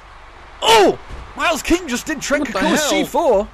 He's got the feet on the ropes. 1, 2, 3. No! Trent Kekoa kicking out of his own move. Wow, God, that's just disrespect from Miles. Just using this move that Trent Kekoa made famous, and that dirty pin. I thought that was it. That's like I was saying, the dirty tactics of Miles. God, talk about mind games, but Trent going to show Miles how it's done now. Oh, big DDT. Face plant right on the mat. Here we go now. Cover. 1, 2. No! Just a 2 again! Miles King showing his resiliency now. And both men just going to the limit here. Oh, big kick there into the corner. Trent Kekoa. Oh, nice STO backbreaker. Into a Russian leg sweep. Nice combination there from the man from Hawaii. High-flying Hawaiian, and he's going to be flying! Nice press there. 1, 2. This has got to... No! Just a 2. Miles King. And Trent's really got to be angry. Really just that Miles would show him such disrespect. Miles King now just really teeing off on Trent. Got Trent in the corner, and oh, we've seen this many times tonight. Oh, shoulder into the steel again. Steel yeah, I'm sure Miles must be pretty angry himself, you know? Yeah. I mean, if, he thought that perhaps that could have been it. That could have been his victory against Trent, but Trent is showing a lot more resiliency than perhaps Miles gave him credit for. Oh, here we go now. Trent's going to show Miles how it's done. Miles is hooked up. Explosive C4. This has got to be it. 1, 2, and yes, 3. That's got to be it. That is it. That is Trent just showing Miles. This is how you do the C4. There's only one Trent Kekoa. I think Miles King learned that tonight. Yeah, what a match between the two men. Really going all out. Both these guys putting it all on the table, but Trent Kekoa ultimately walking out with a victory here against the King of Clubs. This is it. 1, 2, and 3. Here's your winner, Trent Kekoa. We really could be looking at the future of Casino Nights Wrestling right here. Ladies and gentlemen, Trent Kekoa, feet a long time. Definitely the high-flying Hawaiian really making a statement here, finally getting the win over his longtime rival, Miles King. What a victory it was, what a win it was. Trent Kekoa finally using his own move against Miles King after he stole it off him. Kekoa showing he does what he does best, really. What a victory. What a match. What a night we've had so far, huh, East? Yeah, really what a night we've had so far. We've had Ace win her match, generally amazing, lose to Jeremy DePoe, Joe Vader win the Battle Royale, we had Mercer Modoc defeat Malverbone. We've still, lots to come.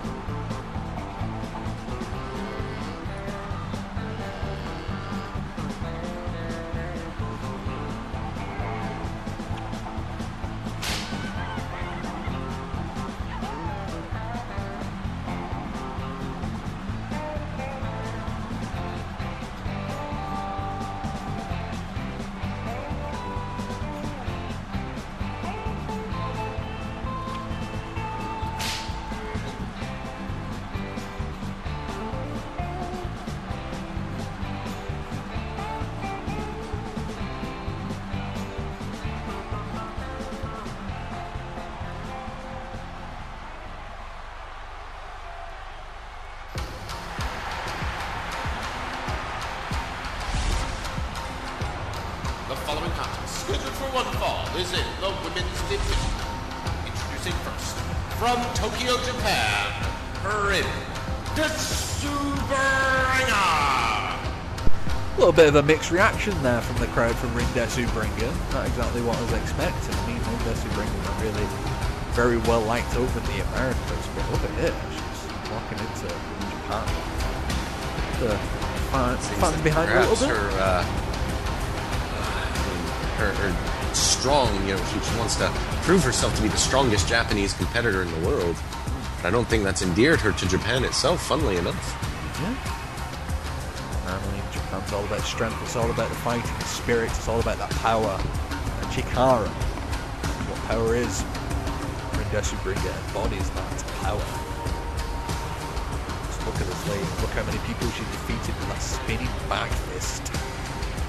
Uzu WK defeated in 10 seconds. That's got to be the quickest match in Casino Nights Wrestling history. One of the quickest in all of the history of Vampire Society. It must be.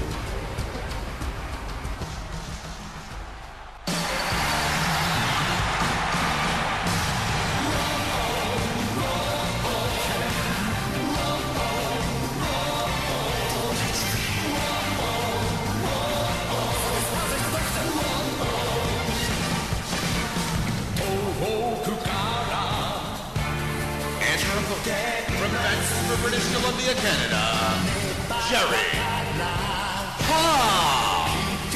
Of course, Jerry Hahn being very popular over here in Japan as well, making a great deal of her career over here. Jerry Hahn, very famous.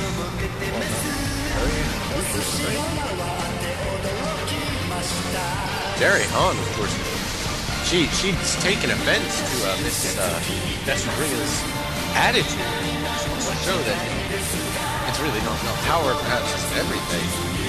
Jerry Han getting a great reaction from the crowd. Bit of a favorite. Yeah. Was Jerry Han wearing the general garb of the geisha? Very Japanese. Oh, yeah, that's popular. Well, I'll let you talk about that. The geishas of Japan? Yeah, the geishas of Japan. Do you know a few things? Yeah, the geishas of Japan, basically, they came from the samurai era, the Edo period of Japan. They came from an era when they were kind of the subservients of Japanese higher-ups, basically. They kind of served drinks and did other thingies. Things that I cannot mention, really, on air. I did a bit of research. Of course. No, there's nothing wrong with doing some research when you're a commentator. Of course, Jerry Han looking very fetching tonight. Of course, I'm not sure how practical her attire is, but I'm sure that it's quite different from Rin Desubringa, who perhaps it's to psych her out a bit. Of course, Rin showing that she's not particularly fond of Jerry's lifestyle choices. Because I've done a lot of research on Jerry Han. She's done some very nice films. I put them up there with Quentin Tarantino and all the other great film directors. They're a recommended watch. I don't know. I don't really go to the movies very often. Yeah, I'm not too sure of these kind of things that they've shown in cinemas, at least in America, maybe Germany. Oh, perhaps. Maybe those kind of films. Oh, we're talking about big tech style movies. Yes, apparently. Oh, okay. That explains a lot. Yes. Very popular for it, though. She's very classy lady. Oh, yeah, I've talked to her backstage. She's been nothing but nice to me. Yeah. I mean, I was just talking to her backstage. She says it's really nice to be back, but it's a bit different. She wants to come into full bloom here in Japan. She wants to really just show the world that she's Jerry Han, the wrestler. Just show that she has just this versatility, perhaps. Versatility, and she's been nothing but respectful to me backstage. Pleasure to work with. That's it, Jerry Han. So it's no wonder she's quite popular. Yeah, Jerry Han is here to have fun. She's here to entertain, and I think Rin Desubringa is the exact opposite of that. Of course, Rin Desubringa is... Wow, she's all about strength, power, anger. Of course, Rin Desubringa's mouth is full of those golden teeth. As I was saying last week, I think it was Kotodel no Gucci. I think it translates to the golden teeth within her mouth. I'm not exactly sure what happened to her, whether she had those outside of her mouth. But either way, Jerry Han just got to be looking at Rin Desubringa. It's going to, if you look at her teeth, just full of gold. Gold, of course, essentially. Rin Desubringa sees herself in the ring, just the gold standard that all the other Japanese women in the company, and all the other women in the company in general, need to rise up to. Rin Desubringa just embodies power. Again, 10 seconds. Just the 10 seconds she took to defeat Uzu WK was... I've never seen anything like it, and I don't think I ever want to see anything like it again. It was absolutely brutal. There was nothing like that. Just Rin ran straight at... No, excuse me, Uzu ran straight at Rin, and just within 2 seconds, whoosh, it was like a tornado, just span right at her back fist, right to the face. That was it. Oof. And that was it. Down for the 3. Oh, here we go. 1. Ooh. As we were saying earlier about the kimono of Jerry Han, that geisha kimono, it's not really impaired at all. There's that kimono, I'm taking a look at them. They're very thin cloth. They don't really impair your movement. People have competed in similar things in the past. So it's not really impairing Jerry Han right now. I'm quite impressed. Jerry Han, of course, normally has quite a form-fitting outfit, but this, her nice geisha attire here shows some respect towards Japan, towards the people of her past. Yeah. Oh, nice fist to the face there from Rin Desubringa. That's Rin. Last time we saw Rin and Jerry in the same ring, Rin used a word that I looked up. She used the word shofu, and I looked that up. It's not a very nice word. Let's put it that way. Not a very nice word, but coming from a not a very nice person. Say the least. Rin, of course, just not a nice person in general, you know. Angry, strong, talented. And just to bring a nerve hold there on Jerry Han. It's a very Japanese technique, that nerve hold. It's not something you see really in the Americas. Apart from the people trying to emulate that Japanese style, it's something that you only learn in dojos, that kind of judo thing. Feel the nerves in your neck. It's where all your blood flows through. That's what Rin Desubringa was trying to stop. Hold on. Oof. Trying to make Jerry Han pass out. She's a very sadistic woman. Just something like that. That's what you see from Rin Desubringa. A nice collar and elbow tie up. Absolutely. Just sadism is really just the way. I mean, look at her. All those tattoos that she has. Just all of her upbringing in the Yakuza. Oh, God, she's just... I'd like to mention a point as well, by the way. Oh, a huge head kick there from Jerry Han. Excuse me, to Jerry Han. Hold on. 1, 2, and 3. No! Jerry Han kicking out. Wow. Rin has probably just been seen as this huge, intimidating deal over here. It's very rare for women to have tattoos, and it's very rare for people to have tattoos in general, as they are associated with Yakuza. In fact, it's illegal to show tattoos in public in Japan, so for the fans here to see Jerry go up against this womanly monster like this. And wait a second. Back fist! Right to the face. 1, 2, 3. It's gone. Oh, my God.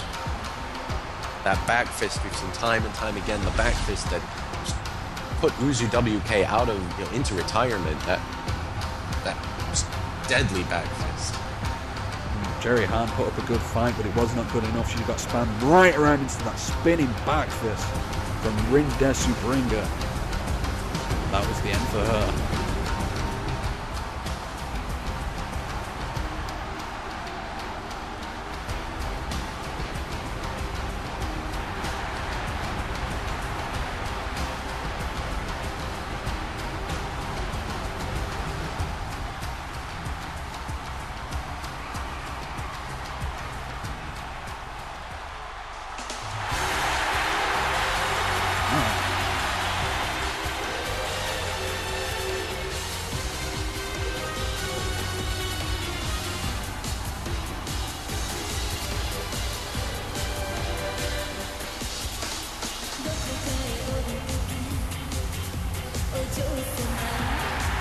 Well, ladies and gentlemen, I believe this is Miss Akira.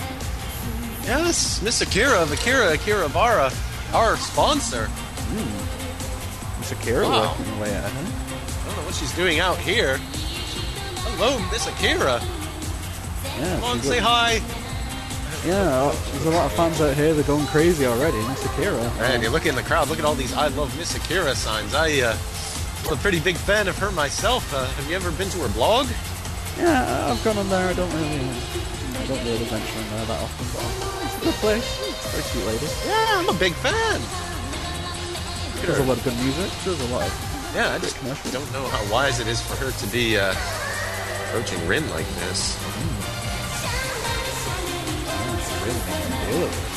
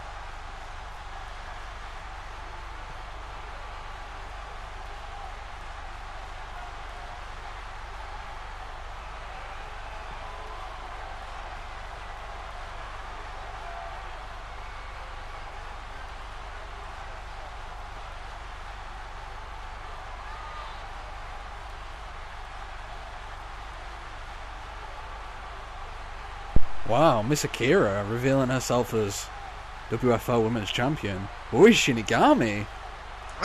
What? What? I mean, she looked nothing like that. I've been on her blog. I didn't know she even knew how to wrestle. I mean, she did a few interviews, but God, I'm stunned. I've seen Oi Shinigami. I've called lots and lots of her matches. I called the match where she won the Women's Championship, and she looked nothing like that. And now, what the hell happened? No way. Man, this is exciting. Man, I can't believe it. Oi Shinigami is Akira.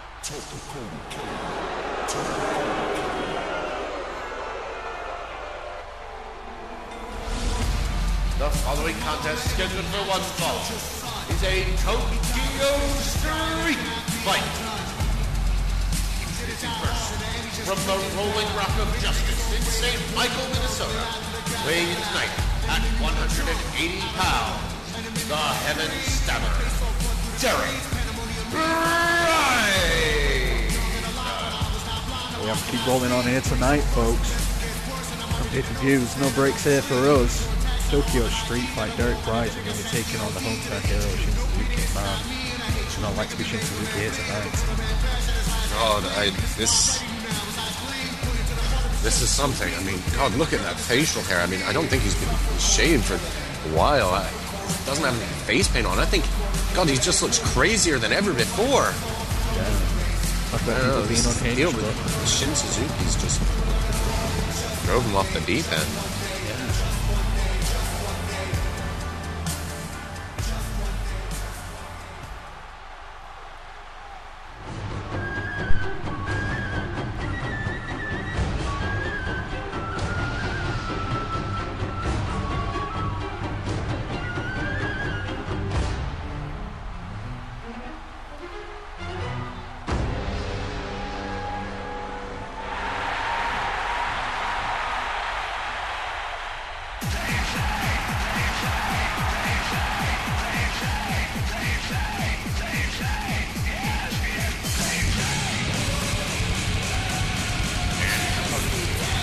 Tokyo, Japan, weighed in tonight at 205 pounds, Shin Suzuki. Wow, Shin Suzuki really looking like he means business here tonight. Looking at that black and white coat, that honor, stricken on the man's back. Shin Suzuki really looking like he's stepping up to fight Derek Bryce here in the street fight. Wow, God, Shin Suzuki, he was upset with Bryce and he's been attacking him week after week, and I think he's taking it to heart. And he looks ready for some business. I've never seen him like this before. Oh, hold on, he's taking off that mask he had on it. Yeah, the face paint is going underneath.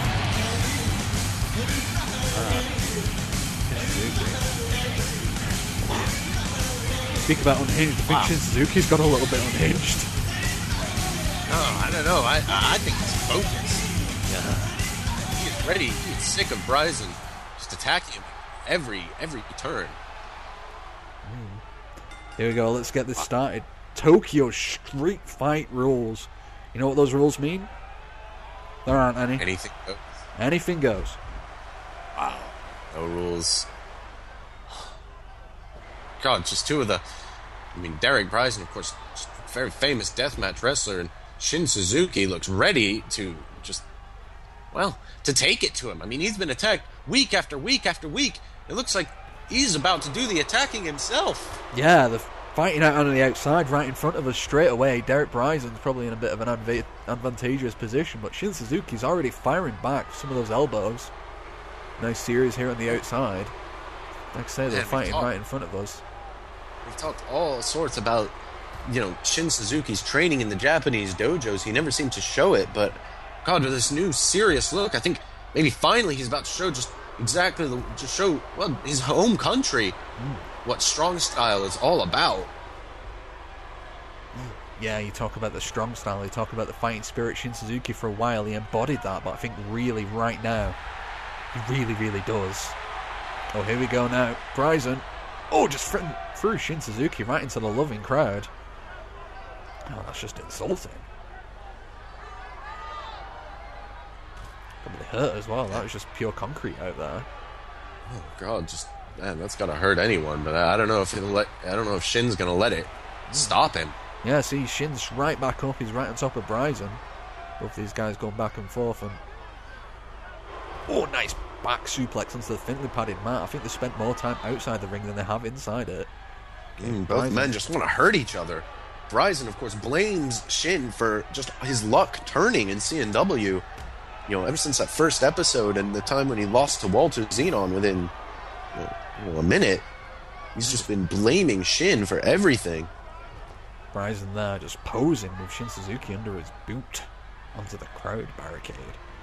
Oh my God. This Tokyo street fight, just both men just want to attack each other. Oh my God, Bryson's got the steps.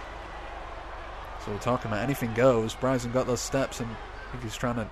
he just threw them right on top of Shin Suzuki's head, and he's got that crutch that Shin Suzuki just grabbed. And he's beating the hell out of Shin Suzuki with it. Oh my God! He just blasted Shin Suzuki with that crutch. He went flying into the steps. Oh my God, that's... here we go again. God. Again! Right into the steps! Oh my God, Derek Bryson. Brutal.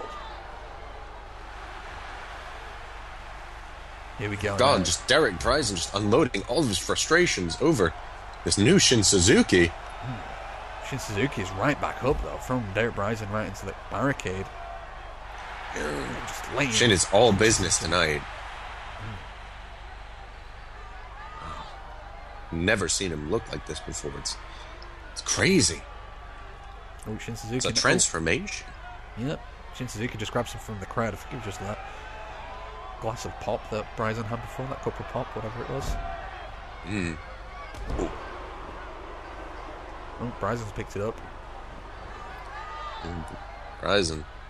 Here we go. He's got a mouthful of it. Just spat it into the face of Shin Suzuki. How insulting is that? And insulting as it is, man, you talk about Bryson. If anyone in this company knows all about deathmatch wrestling and creative uses of weapon, it's Derek Bryson.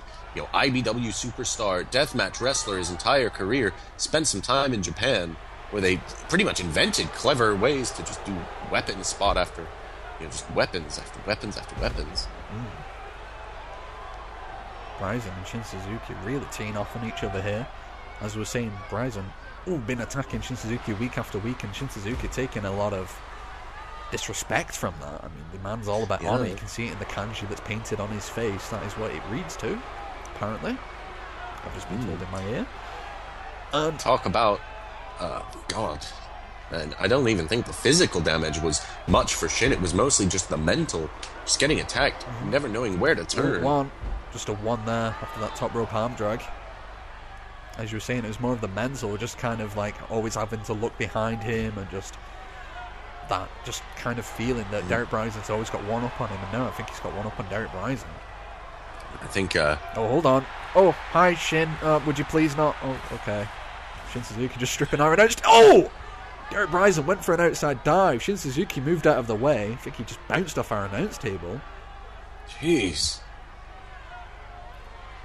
I don't like the look of this, East. I mean, I want to get these guys, get them away from us. Yeah.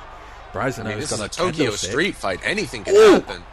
Speaking of anything, Bryson just with a shot right to the stomach of Shin Suzuki, blasting him right in the abdomen. But Shin is up. Shin's up now, and he's got the kendo stick. Blasted Derek right in the head. Evan Samba just got impaled on that sword. Beating the hell out of Bryson with that kendo stick. Shin Suzuki's not giving up. Yeah, Shin Suzuki's grabbing the cup. Shin. That's something Shin really had to deal with during his training. Kendo shot after kendo shot. Yeah, I'm just about to say though, Shin Suzuki just grabbed the soda that Derek Bryson did before and just threw it right into the face of him. Just kind of doing the same thing what Bryson was doing earlier. Suzuki now getting into the ring. Japanese boy really becoming a Japanese man. Shin really just showing in front of his hometown crowd, that he does have it in him. Low blow from Bryson. That's completely legal. Going in for the cover. One. Just a one. As I was saying, that low blow completely illegal. Yep. I don't know if you can call dirty tactics in a Tokyo street fight. Shin Suzuki with all those kicks in the corner. Here we go now. Oh, nice turnbuckle drop kick. Shin, of course, trained in hold on. Kick after. Not even a one there. Bryson just rolling out of the ring. Already see all the damage here at ringside. Just all the steps and everything strewn around. Both men just keeping it hardcore in this Tokyo street fight, just wanting to just destroy each other. Bryson's pulling out something. I think he got a mop by the looks of it. Shin Suzuki throwing Bryson back into the ring. He's got that mop. Beating the hell out of Bryson with that mop. Just solid wooden pole. Like a bow staff he's using it like. Just beating the hell out of him. And you look at the mop and you think, oh, well, this is kind of funny, they use this to clean floors. No, the handle is solid wood, and just the mop itself can burn. Hit fast enough, it's just rug burn, Yeah, Bryson just getting out of there. He knows what Shin's capable of now. And the bully's had someone to stand up against him, and Shin Suzuki's done exactly that. Headlock takeover on the outside. See all these fans just... Here we go now. Shin Suzuki's doing what Bryson did before. He's got Bryson over the barricade. Bye-bye, Bryson. I don't think these fans really appreciate Bryson's company as much as they do Suzuki's. Of course, I wouldn't want to be in the same area as Bryson myself. Really, that's just... Really, Shin just showing that he can do anything. Anything that Derry throws at him, he can do just as well. Saying that, though, there goes Bryson again. Having Stabbo just throwing Shin Suzuki right back into that crowd. It's something that both men have done now. Bryson twice. Derek now. He's got Suzuki up. He's got to try and get him back into the ring if he's going to try and finish this match. But no, one more time. Just throwing him back into the crowd. Into that concrete. I think Shin Suzuki's struggling to get up every time that he throws him in there, but he keeps getting up. Of course, Derek can do this. There's no countouts in this. There's no disqualification. If he wants to get them... Shin Suzuki just blasted Derek Bryson with that guitar, and Bryson just fell onto those steps. And, a fisherman suplex onto the remains of that guitar. My God. Oh, God, talk about splinters. Splinters and just, just right on the steps as well, as you were saying. It's just pure steel. Shin Suzuki now, elbow drop to the back of Bryson, very unorthodox. Going in for the cover, one. Just a one. Bryson now, going out of the ring again. But, Shin Suzuki dived right over the top rope. Athleticism, infinite. Just blasting Bryson with that crossbody.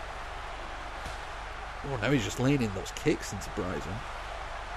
Going to try and get Bryson back into the ring, maybe. Oh no, he's going for a bit more punishment. Fist into the face, right into the crowd barricade. Really, both men just leaving it all here in this arena. Like I said, this is personal. This is violent. Big head kick, the shin kick on the outside there from Shin Suzuki, but he's got to get Bryson onto the inside of the ring if he can cover him. He's hit him with that head kick that he's defeated people with before, but the shin kick is just brutal move, but 1, 2, 3, no! Bryson saved, I think, from the fact that he was on the outside of the ring. Gave him just enough time to get his bearings. Maybe that shin kick can be deadly, just knock a man out. Here we go now. Bryson with the cover. 1, 2. Just a 2 after that Sayato suplex. Bryson just laying in the kicks now to Shin Suzuki. Has Shin in the corner. Just vicious elbow strikes. Nothing the referee can do about those. Real Japan style, this Japanese influenced wrestling. Strong strikes and kicks. Yeah, nice chicken wing slam there from Bryson. Goes in for the cover. 1, 2. No, just a 2. Again, Shin Suzuki kicking out and hold on. Poison mist. We've seen this before. This has got to be it. Megaloblastic madness. Here we go now. Cover. 1, 2, 3. No! Shin Suzuki's still in this. Mother of God, I mean, that Megaloblastic Madness is put down. Oh! Shin kick. Shin Suzuki going in for the cover. 1, 2, 3. Shin does it! Wow. God, it was just, hey, that Megaloblastic Madness put down world champions, but Shin, oh, talk about fighting spirit, he never gave up. And huge kick to finish it. Wow, what a match. What a match. Here's your winner, Shin Suzuki. Shin Suzuki walking out with a victory tonight. Oh my God, just all of that fighting spirit, all of that brutal offense from Ryzen did not stop Shin Suzuki. Walking out with a victory tonight. It's going to be very happy. Shin in his homeland of Japan. Oh, hold on! Who the hell is... Oh! Kendo's... Oh, is that Hiro Nagasaki? We've heard about this man. He just ran down here with a kendo stick. Oh! Blasted Shin Suzuki with that kick and... Famous in Japan.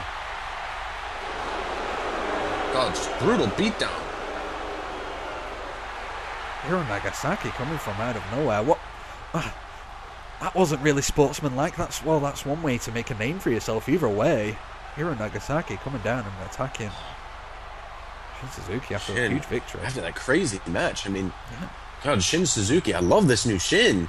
Really propelled himself to victory over Derek Bryson, only to have it snatched away by the debuting Hiro Nagasaki.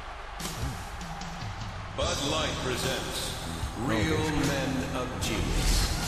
The following tag team contest scheduled for one fall is for the Casino Nights Wrestling Tag Team Championships. Introducing first, at a combined weight of 637 pounds, the team of Cole Scorpio, Dirk Derrick, Bud Light. Oh, but we have to keep going here, folks. We've got no breaks. We're on pay-per-view.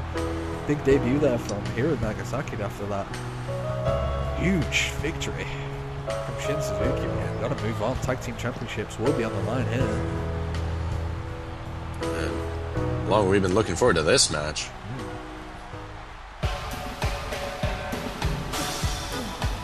And our picks first, from Brooklyn, New York, weighing in tonight at 235 pounds, the Hebrew Hammer, Herschel. Hiam. And of course, they're going up against these two men, most of which being Herschel and Hebrewberg, the Hebrew Hammer. Herschel and Hebrewberg have been Tage kind of a really good relationship going on between the two of them. They're quite good friends, aren't they? Herschel and Vintage had a little bit of an argument a few weeks ago, but ever since they've just been thick as thieves, really looking around Japan and enjoying the place. Two, hard-nosed, hard-headed old men, and then teach these youngsters a lesson. And his tag team partner from London, England, weighing tonight at 240 pounds, Vintage. And of course, the other half of the team, as you were saying, Vintage. Both these guys very hard-headed. Would it be disrespectful to call them old men, veterans in the business? Well, they are. They're old men, but that means they're experienced men. Yeah. I really think that a lot of youngsters may really underestimate the two of them. Herschel and Vintage. They may be on the elderly side of things, but man, you get in the ring with them. They come from an era where they're just used to taking up just these hard shots and dishing them out. Of course, Vintage has his pile driver that he likes to use. I've been talking to Vintage, and once he's done talking your ear off, he just says how much he's been enjoying it in Japan, how clean it is, how much he's been enjoying the fans. I really think these two, have really just been taking to this, and of course, this upcoming tag team championship match. It's going to be one to remember, I'm sure. It's going to be the first defense of Bud Light's tag team championships. First proper defense. Yeah. Of course, Bud Light has been calling out tag teams every week until they finally got one that they could challenge for the tag team championships, become CNW's first tag team champions. Of course, remember last week, Vintage had defeated the Bearded Dragon, only for Bud Light to run in and just hammer him with a chair. I'm sure he's going to want to get revenge. Yeah, definitely. I mean, that's pretty personal if you ask me. Just that concerto from the two men, both of these guys just went there and blasted Vintage with those steel chairs, and I think Vintage would probably kind of be hurting a little bit from that, and not only that, but it's the mental anguish from it.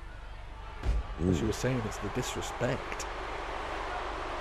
It's just disrespect from the younger generation, which of course Vintage is pretty much dedicating the rest of his career to stamping out. Nice couple of German suplexes there from Cole Scorpio. This Cole Scorpio comes from a line of fighting, really. You know, he does a lot of this fighting. He goes from bar to bar, from company to company. Had a lot of trouble getting over here to Japan. Just yesterday he had a match in Pro Res, an incredible Iron Man match against another man, Richie Stevens. Yeah. So it's broken up by Chris O'Derrick, so that's got to be on his mind as he takes on these two elderly individuals. I just love it when you call them the elderly individuals. I've heard some people... I'm not really sure what else. What else to call them? Experienced individuals? Some have referred to them as the grumpy old men. In fact. That's fairly descriptive.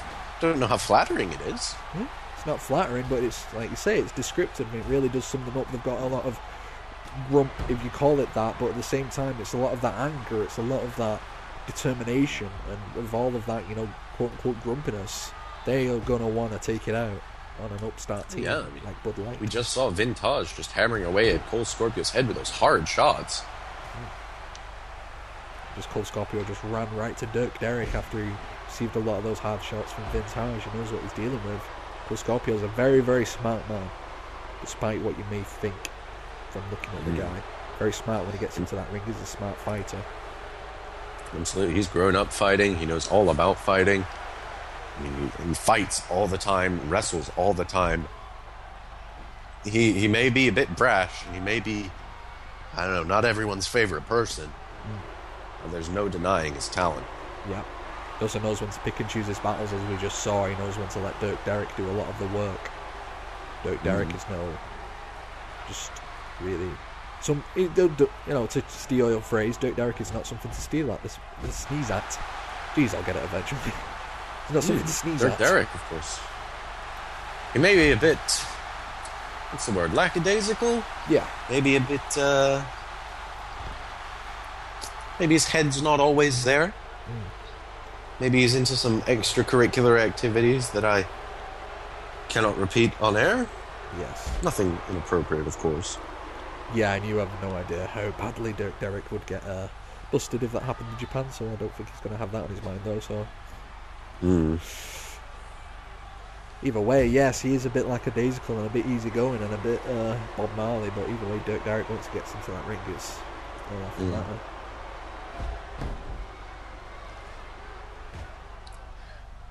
Of course, he is a very talented member of the team. His DDT can really rock your skull, as we've seen over and over again. Dirk has consistently gotten the pin for Bud Light. Yeah. How many times has Dirk Derrick put people away with that Dirk DT? Many, many times, uncountable. So, to be used to win the Tag Team Championships off of Dance Party 95. And then win the Absolutely. Dance Party 95. But, Dance Party 95, a team that really gave Cole a lot of trouble. Yeah. And, he and Dirk managed to take out to win the Tag Team Championships. It was quite a personal vendetta there, and I think it's almost a personal vendetta here, considering the little bit of history between the two. I mean, they might not have encountered each other previously physically, apart from that attack last week from Bud Light on the team, but I think there's going to be that underlying bit of viciousness between the two, just the two personality clashes, really. Oh, yes. When you look at these, you have who are pretty much the younger generation against these, again, two time-tested veterans. As we were just seeing, they were just wailing on Dirk. Oof. Yeah, speak of wailing on Dirk, there we go, just a huge fist there from Vintage. It hurt his own hand. He was flapping his hand like he's burnt it on a stove. Nice sweep. That's really, that's just the time that Vintage comes from. Yeah. you hit hard, even if it means hurting yourself a little bit. At least you hit hard. So you hurt your opponent just as much as you hurt yourself. Just happen to have more resiliency, and Vintage is very hard-headed. We saw him in that match with Bearded Dragon. Had a hell of a lot of resiliency. Did defeat the guy after a long time, with him hounding both Vintage and Herschel, Hebrewberg especially. Not seen Bearded Dragon since. Here we go now. Cole Scorpio making his way into the ring. I believe that Bearded Dragon just disappeared off the face of the map after taking a brutal pile driver from Vintage. Really, I think if there's anyone he taught respect to, Vintage did, it was to the Bearded Dragon. Here we go now. Vintage bringing in Herschel, Hebrewberg, the Hebrew Hammer. Of course, gotta say congratulations to Mr. Herschel. He won the IBW Global Championship over at Gauntlet for Gold this Monday. So he's coming on. Oh yeah, definitely Herschel. I mean, that's got to be riding high on his mind, managing to dethrone Dieter House to win his first championship in AES, and I'm sure he's been wanting to make it too. Here we go now. Full Scorpio bringing in Dirk Derrick. We've seen this before. This Rhino Whip powerbomb. Oh! Huge double team move. Here we go. 1, 2, 3. No! Vintage kicking out very, very late there. Man, that was really close. Dirk Derrick, though, still in this. Power slam. We've seen them hit that huge tag team move over and over again. Hold on. Dirk DT from out of nowhere. Dirk was appealing to the crowd. 1, 2, 3. No! Vintage kicking out, but no, another one. Dirk going in for the cover again. 1, 2, 3. It's over. Wow. Another pin there by Dirk Derrick. I mean, God, I guess even 2 Dirk DDs were enough to just bust through Vin's hard head. Wow. He took that Rhino Whip powerbomb. Then he took 2 of those Dirk DTs. He kicked out of the Rhino Whip powerbomb, then the Dirk DDT. And then it was the second one that kept him down. My word. What resiliency. Here are your winners, and still the Casino Night Wrestling Tag Team Champions, Bud Light. You've got to give it up for Vintage and Herschel and Hebrewberg, though. They did put up a good fight, but I think what happened was Team Bud Light, they isolated Vintage. You can see there that slew of moves from Dirk Derrick really was what gave them the victory. And they retained those Casino Night Wrestling World Tag Team Championships. What a match. What a match. That's some impressive teamwork there. I think Dirk might have actually gotten a bit angry for the first time in his life. Yeah. I think Dirk Derrick's quite scary when he gets angry. I wouldn't want to see him angry. Wow. Well, thank you for joining us here tonight. I'm Jason East alongside Matt Suit here at ringside in Tokyo, Japan. All the action here tonight. On Twitter, using the hashtag CNW, we've had a lot happening so far here tonight. We've still got a lot to come. Women's Championship, Roulette Championship, and of course, our World Heavyweight Championship in that steel cage. Juan Cortes is going to defend that world title against Sego in their rematch from New Wrestling Day, but this time there will be a steel cage surrounding the ring. Who will walk out of Japan with the Casino Nights Wrestling World Heavyweight Championship around their waist? As well as here tonight, we have Auguste. Quite a match, East. Gavin Gamble going to be challenging for that Roulette Championship in a stipulation that will be decided later on here tonight. Who will be walking out of Casino Nights Wrestling Pachinko Paradise with the Roulette Championship?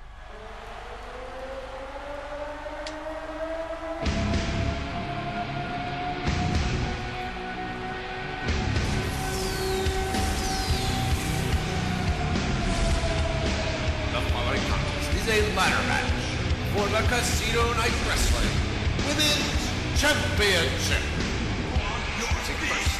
From Medellin, Colombia, Rosalie Valdez. There we go, folks. You can see all the ladders surrounding the ring. You know what's up for offer, that Casino Nights Wrestling Women's Championship. A belt that proves you're the best women's competitor in all of Casino Nights Wrestling. 6 women will get into that ring and try and climb up a ladder to retrieve the briefcase and seal the championship. of the ring. Could it be Rosalind Valdez, the woman from Colombia, to walk out as champion? Get out there and make it look good. Participant number 2 from Port-au-Prince, Haiti, Dr. V. Or perhaps it could be this lady, Dr. V, leading master. Dr. V from Port-au-Prince, Haiti. She could be walking out here with the championship around that way today. So what do you think of Dr. V, Matsu? Really, this woman, she scares me, to say the least. I mean, she's just so calming. I don't understand it, but she's really calming, really intense, I think is the word. She studies people just quietly. They're always making notes. I think that will really propel her to victory here. In a match like this, yeah, but I think there's only so much studying that you can do for a ladder match. Those ladders are like 20 feet tall as steel. There's not really anything you can do involving books that would pay for that.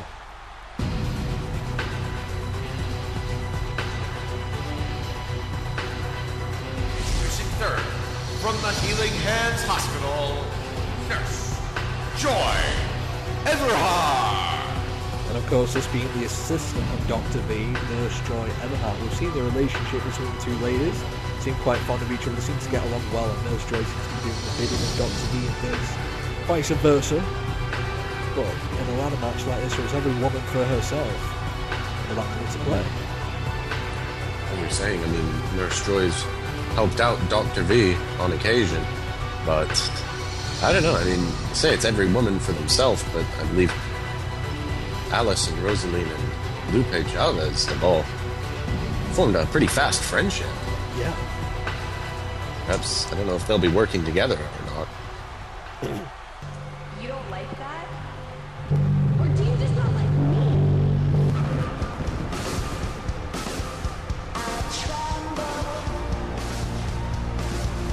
And from Chicago, Illinois, Alice Sky. Also, this being the ladies have a bit of experience in the women's business. Been here since the very early days of WFL as Aestus. Came back as Alice Sky, claimed to return with a new leaf. Close friends with Rosalind Valdez, friends with Lupe Chavez. Speaking of that, the 3 women banded with himself. I think that'll come into play in this match. I think these ladies will be able to stay friends. Yeah, I've been talking to all 3 women backstage before this match, and all 3 of them, I mean, they all seem to say, as long as one of them wins, we'll be happy. But I'm sure that all of them want to win themselves. I know Alice has been wanting to prove herself, prove that she is an Aestus, that she is Alice.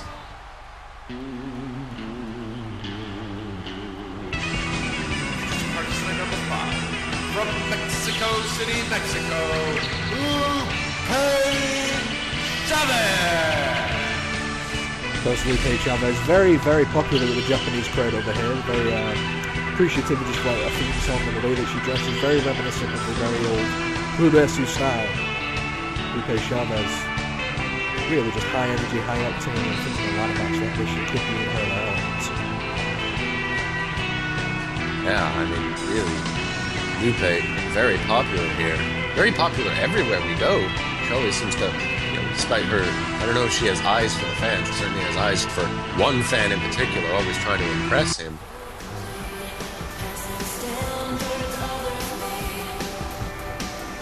And finally, from Alberta, Canada, she is the current Casino Night Wrestling Women's Champion, Sandra.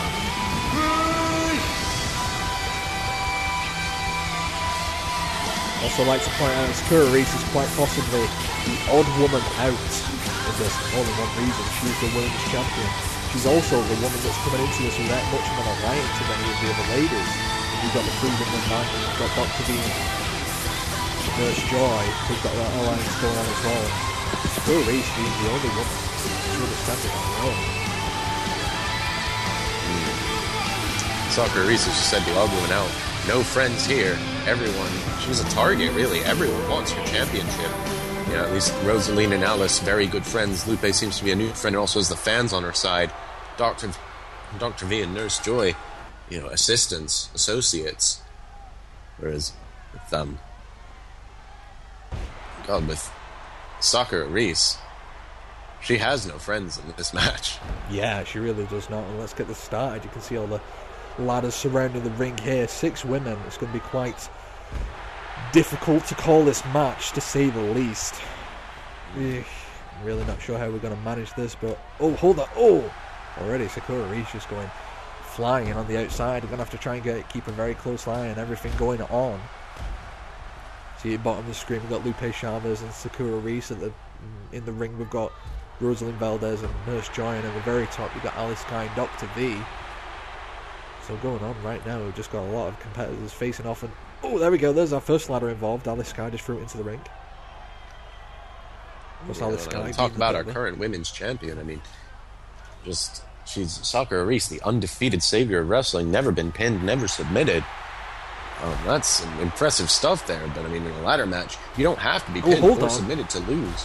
Yeah, just Dr. V and Nurse Joy are on the... Oh, excuse me, Dr. V and Alice being on the top there. Alice, she's on the very top. Oh, Alice just dived off the top of the ladder with a leg drop. Hold on, Sakura Reese and Alice now at the very top, and I'm not too sure what Lupe's doing. She's trying to maneuver in that ladder. And hold on. Oh, a sunset flip powerbomb from Sakura Reese to Alice Sky very early on in this match, and there we go. Lupe's finally put that ladder up. And, it already just from Sakura Reese. Oh my god! What the hell's Lupe doing? Lupe's on the top of the ladder now. Oh, Dr. V was just stood there. I think she hit Dr. V. Wow. God, already we've just seen bodies flying everywhere. And this is just... Ooh. This is brutal. And, I mean, it doesn't surprise me that Alice would have, early on, just, disregarded the championship to just do a bit of a flashy move. She's known for a bit of a thrill seeker, known for just really running on adrenaline. Jumping off of high things, parachuting, skydiving, driving fast cars, all that. So, I mean, this is really, really her element in a lot of ways. Of course, Lupe, this might be her element as well. Of course, Lupe, luchador, knows all about flying. Lupe now, she's trying to maneuver that ladder. I think it's very hard when we've got those 2 big ladders in the ring to try and get one set up, especially when, there we go, just like Alice Sky did. She just set up the other one and just moved the first ladder out of the way. Don't really think they're going to want to cooperate to set up ladders. I think all alliances, I mean, they've been pretty shaky in this match. Sometimes they work together, and sometimes they know that really there's only... Reese just went flying off the ladder there. I say only really one prize in wrestling, in Casino Nights Wrestling. You want that women's championship. Oh, Alice has got hold of the briefcase. A briefcase with a championship inside of it. Oh, but Rosaline pushing over the ladder, and that's what we were talking about.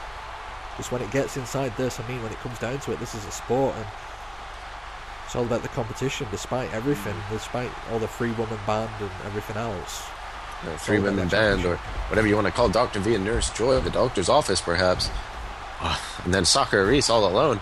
Really, just when it comes to the championship, all alliances are off, lest you risk getting hurt, really. Yeah. Here we go now. Ooh, just that ladder in the corners. Sakura Reese and Nurse Joy on the top rope. And, another huge choke slam there from Sakura Reese from the very tippy top of the ladder. Nurse Joy's been laid out there.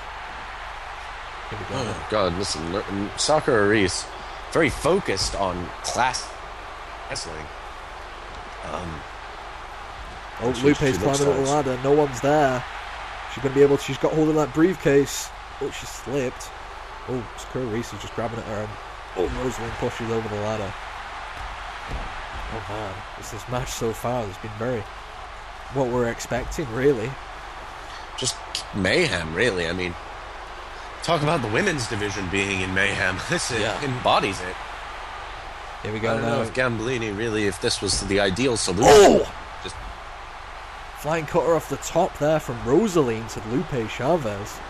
Hit the mat like a sack of bricks. Here we go now, Sakura and Rosaline at the top of the ladder. And here we go again, Sakura. Oh, throwing Rosaline Valdez off the top of the ladder. Sakura Reese determined to get that championship right back around her waist. But there's 5 other women who want it not there. And as I was saying, Sakura Reese, undefeated savior of wrestling, wants to keep that championship, her first championship, I believe. Oh, again, the ladder just been pushed over. Sakura Reese, her just rigidly old school style, has done nothing to endear her to the fans. Lupe's on the outside with Lupe, that is Rosaline. Oh god, what's Lupe doing with those steps? Oh, just dropped the steps. Oh, Rosaline just kicked out Lupe's leg from underneath her. In the ring, of course, we've got Alice Sky, Sakura Reese, Nurse Joy, Dr. V, all still in the ring. Rosaline's just been thrown into the ring, and how's Lupe doing those steps? Oh, big Samoan drop! Oh, from Alice to Dr. V, oh my god. And this match has just been going 100 miles a minute since the opening bell. It doesn't surprise me since Alice Sky is in it. Oh, hold on. Oh, big elbow drop from the top rope. Sakura Reese, I did not expect that. And there we go, Rosaline and Alice are in the ring, and what the hell's Lupe doing? She's run up the ladder! Oh my god! She's drop kicked the ladder out from underneath them! Oh my god, Lupe Chavez! Put it all on the line. Just bodies flying everywhere, just... Ugh, god, mayhem, destruction, really. But no woman wanting to give an inch. Here we go now, Rosaline. Sakura Reese at the top of the ladder, but Dr. V pushing it over. Oh god, and the ladder fell right on top of Sakura Reese. Oh, and the steel steps are in the ring. Oh my god. Oh god, the ladder really... That looked like a really nasty fall. I mean, we might have to get some medical professionals out here to check on Reese after that. That's... Ooh. We've already got 2 medical professionals out there. They're in the ring right now. I don't know if they're the type of medical professionals Reese wants. Here we go now. Lupe's at the top. She's got hold of that briefcase, but Dr. V's there as well. Oh my god, this could go very wrong. Oh, suplex from the top. Oh my god, Rosaline's climbing up there now. Briefcase hanging there. It's got the Women's Championship inside of it. Alice goes up from behind. Alice could have it. She could have her first Women's Championship, but no. Sakura Reese pushes out the ladder from underneath it, saving her reign. And Sakura Reese has really just been on top of everyone all match. She does not want to lose. I mean, when you have 6 women to count on, you can't be on top at all times. Yep, Sakura Reese has just been doing that. She's been playing interference at every possible opportunity. Oof, Lupe with that ladder. Going it round. I think Lupe's trying to position it. I'm not too sure what's going on there. Here we go now. Lupe climbing up. Oh! That ring, that mat, very... I suppose it's bouncy, I suppose, when they've got all the bumps going on in the ring and all the falls and everything else. It's very hard to set up a steel ladder. Right, yeah, just... It's such a shaky base. The ring just rocking everywhere. Oh, hold on. Oh, stage dive there from Lupe to Dr. V. Just the fighting on the outside and the inside. What the... It's very difficult to call this. Oh. Alice now. Oh. Rosalind with that move. Here we go. Lupe's got her hands on the briefcase. Oh. Alice is there. Dr. V's there. Dr. V. Oh, another superplex. Oh my god. Oh, just Dr. V. She's been hungry. I mean, she's just been talking and talking and talking about how much she wants to win that women's championship. I mean, really, she's not alone. All of these women really want to become the top. Oh! Swinging slam there, that nice sidewalk slam from Alice Sky to Rosalind Valdez. I think she hit her head on that steel steps. That's that steel steps that somehow found its way into the ring again. All these ladies all clutching the head one way or another. Lupe is climbing back up. Nurse Joy's behind her, just pulls her down by her trunks. See Lupe now. That was Lupe. I would move those steps out of the ring. Very wise. Got to try and move as much debris out of the ring as possible, or else it's just even more hard to just put up that ladder. Some wise move there from Lupe Chavez. Hold on, she's at the top again. She's got hold of that briefcase. Oh, she slips. Rosaline there to push over the ladder. Lupe will not give up though. She's doing it for him. Doing it for her fans, or at least one person she wants to make a fan. Perhaps she's a bit more of a fan of him. And of course, her pet, Heathcliff. Yes. And all of her friends. She's going up again. She might have it. Sakura Reese is right there. Oh! She got it. She got it. Sakura Reese is... She's got it! Lupe has it!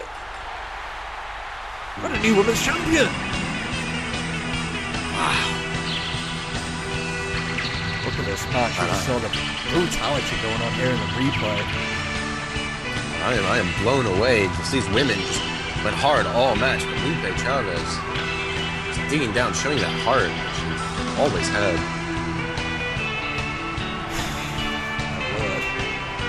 Right there, you can see it. Lupe Chavez had her hands on the briefcase. There's so much going on in the ring. Sakura Reese was trying to make her way around. Here's your winner, and the new Casino Night Wrestling Women's Champion,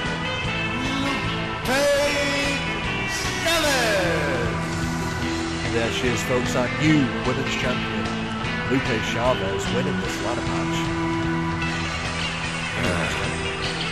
And just the crowd just going crazy. Wow. Lupe, I mean, if you weren't a fan before, you gotta be just seeing her performance in that match. Lupe Chavez, new women's champion. Wow. Congratulations to Lupe Chavez. One woman, man, coming out with a stellar performance here tonight in that ladder match. Congratulations to her. We've still got 2 more title matches to come here tonight. The Roulette Championship and the World Heavyweight Championship will be defended. My God.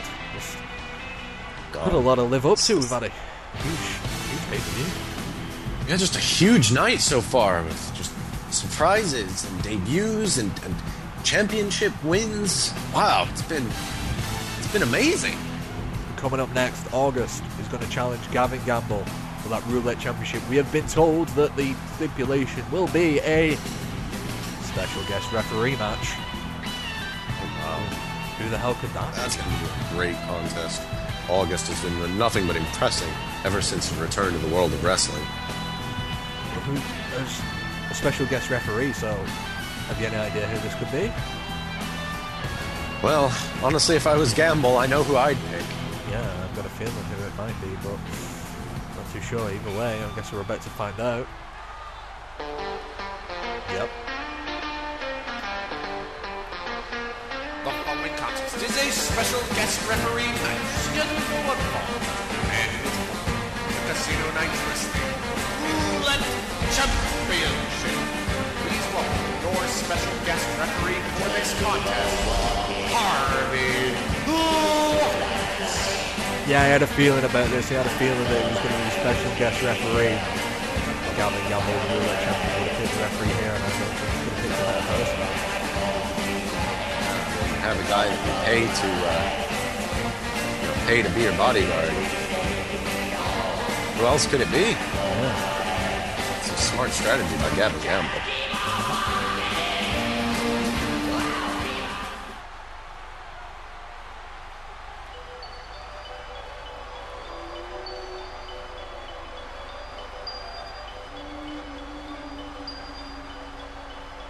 Diamonds are forever. They are all I need to please me. They can stimulate to tease me. They won't leave in the night. I've no fear that they might desert me. Diamonds are forever, Weighing tonight at 229 pounds, he is the current Casino Night Night Wrestling Roulette Champion, the Platinum Prince, Gavin Gamble.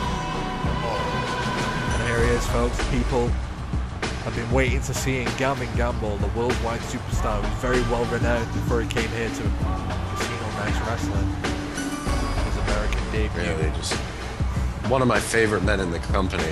Just he embodies, he embodies class, he embodies style, he embodies being a real champion. I mean, I gotta say, I love Auguste, but when you're in the ring with Gavin Gamble, you need to step your game up. He has experience all around the world. Fans may hate him, but they can't help but be impressed by him. They hate him, but they don't hate to see him. They love to see him get in that ring. Yeah. Completely unpredictable. Whether you love him, just whether you hate him, they all pay to see him. exactly. That's Gavin Gamble. Nailed it right there. Even Jimmy Hogan stays the same. I think he's very well liked over here, but still Gavin Gamble.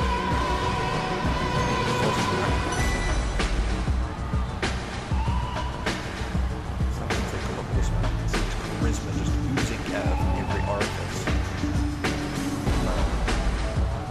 Wet champion. Good.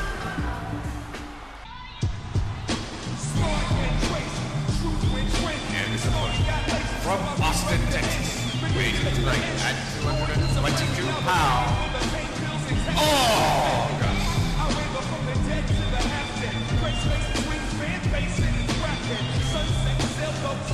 How long have we been waiting for this match, huh? I think we might be waiting a little longer.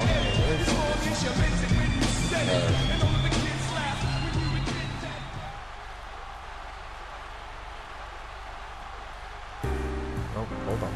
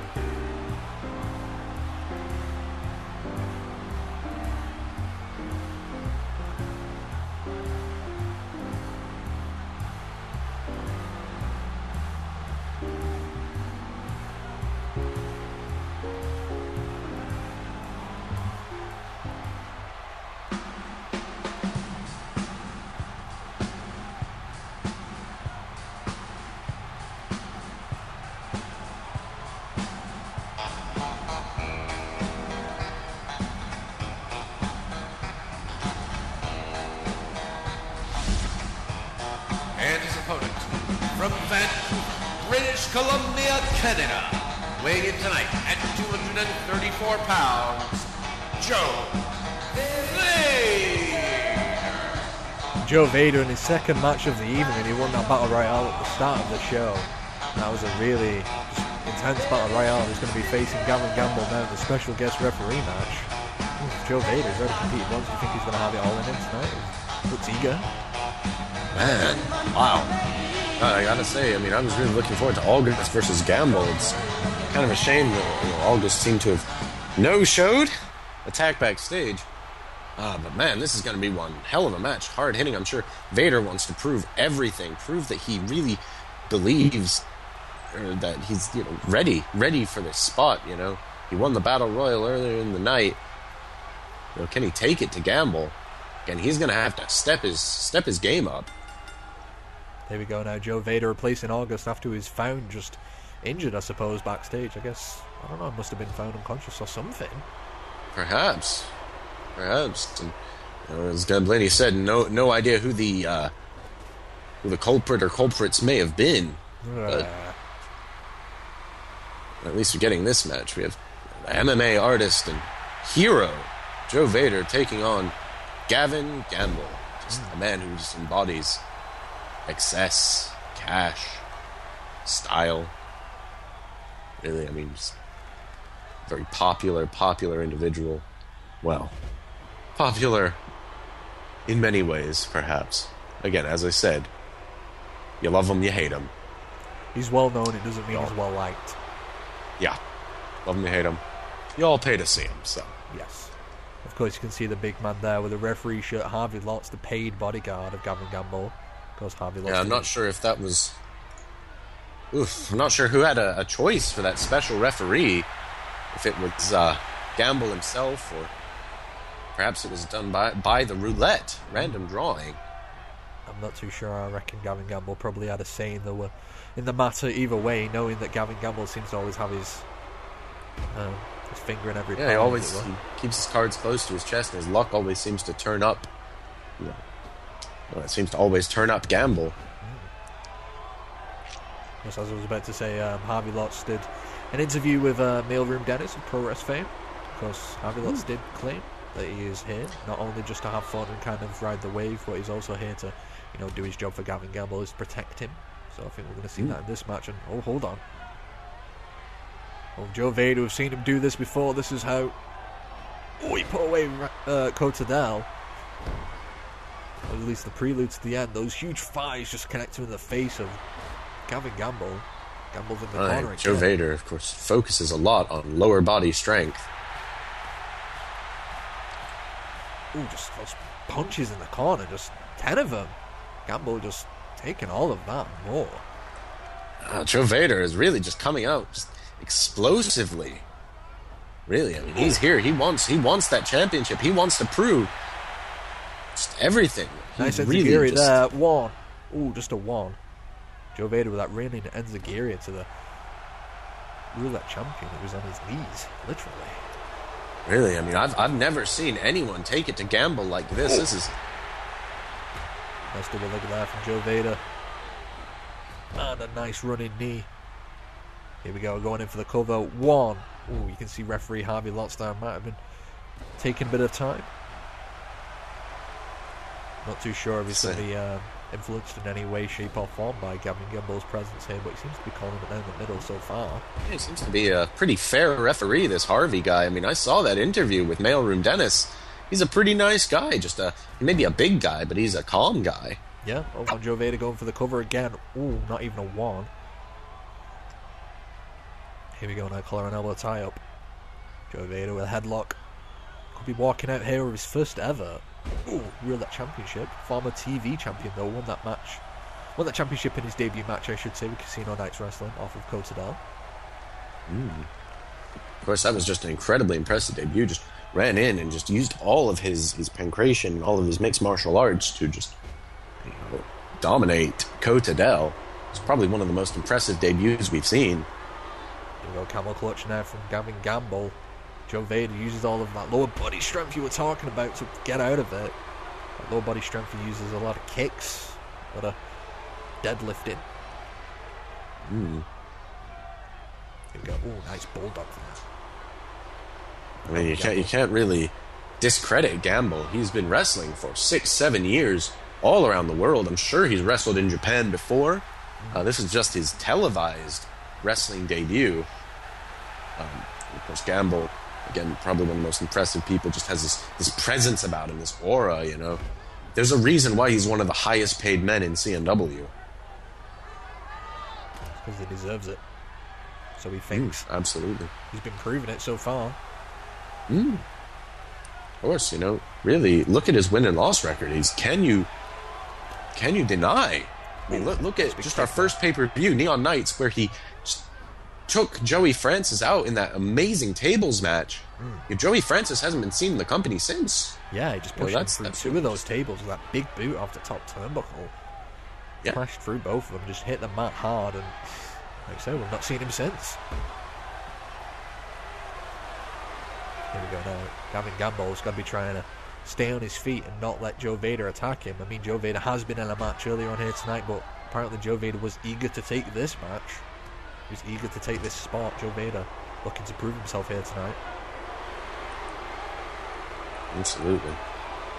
Hungry young individual is Joe Vader. Here we go.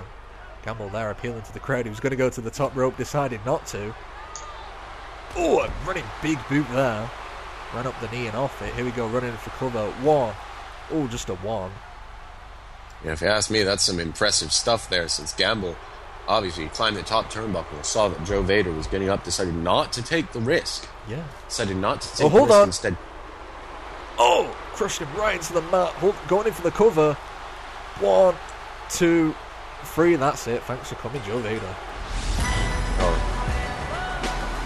Man, what a match. What an impressive victory by Gavin Gamble. Yeah. Impressive superstar here in CNW.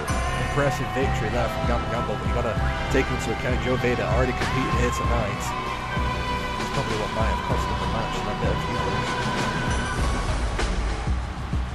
This is what ended it finally, though. That's nice. Like reverse Russian leg sweep. 1, 2, 3. That was it. Here is your winner, and still the Casino Night Wrestling Roulette Champion, Gavin Gamble. Gavin Gamble walking out of Tokyo, Japan with his Roulette Championship firmly still in his clutch. Joe Vader. Really, take nothing away from Joe Vader. That was an impressive showing, an impressive match, especially considering he wrestled once already tonight. And I still see huge things in his future, but you're going to have to bring a lot more than that to stop Gavin Gamble. Yeah, he brought a lot, but he might not have brought enough. And it might be just because of the fact, as we were saying, that he'd already competed once here tonight. So, Joe Vader, I think if we tried again, maybe. But tonight was not the night. Not the night for Joe Vader, indeed. Not the night for Auguste. Yeah, I have no idea what the hell happened to Auguste, but he was guaranteed. Certainly hope he's championship okay. match. I hear EMTs are tending to him right now. Yeah. Hope the guy's okay. I hope that he does get an opportunity at the championship in the future. But speaking of championships, we've still got to come here tonight. Our main event is going to be coming up next. It's going to be decided that Steel Cage, the World Heavyweight Championship, will be on the line. Juan Cortes is going to be defending against Sego. That's going to be one hell of a match. I can't wait. There it is. Mexican against the Mongolian. MMA specialist versus the leader of Boss, the CEO of Boss Corporation. In fact, Juan Cortes, the current World Heavyweight Champion, taking on Sego Khan. A rematch from National Youth Wrestling Day. The cage will surround the ring. And one of these men will be walking out with the Casino Nights Wrestling World Heavyweight Championship.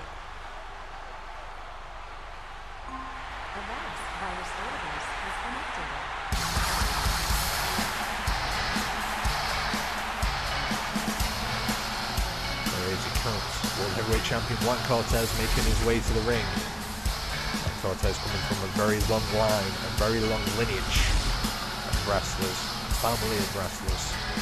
Juan Cortes is going to be walking into that unfriendly environment, not only here in Japan, also into that steel cage. Sego Khan is famous, decimating people. Absolutely. I mean, Juan Cortes, he came here to Japan. I believe he was expecting it not to be as impressive as it was. I mean, ever since then, he's just really shown an appreciation of the country that doesn't endear him to the fans at all. He is definitely not the hero in this match. No. Juan Cortes, I don't think, has ever really been a hero, and he's not going to start anytime soon. Especially against this man. This man. One of our quickest rising stars, Mongolian superstar, mixed martial artist, Sego Khan. Sego Khan really looking like he means business here tonight, wearing the key of mixed martial arts. Mixed martial arts trumps in the world. Sego Khan really come dressed for the battle here tonight. Defeated people in the past, defeated Sir Dan Danielson, defeated Auguste in his debut match to earn this opportunity. Against Juan Cortes. Sego Khan looks prepared. Yeah. Just look at the guys. I look at his time. There's a fight.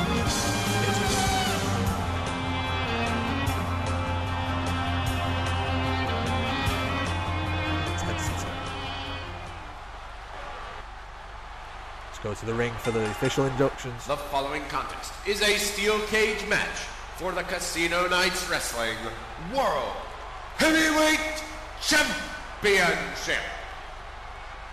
The only way to win is to incapacitate your opponent or escape the cage. Introducing first, the challenger. from Darhan, Mongolia, weighing in tonight at 245 pounds, the Darhan Dragon, Sego.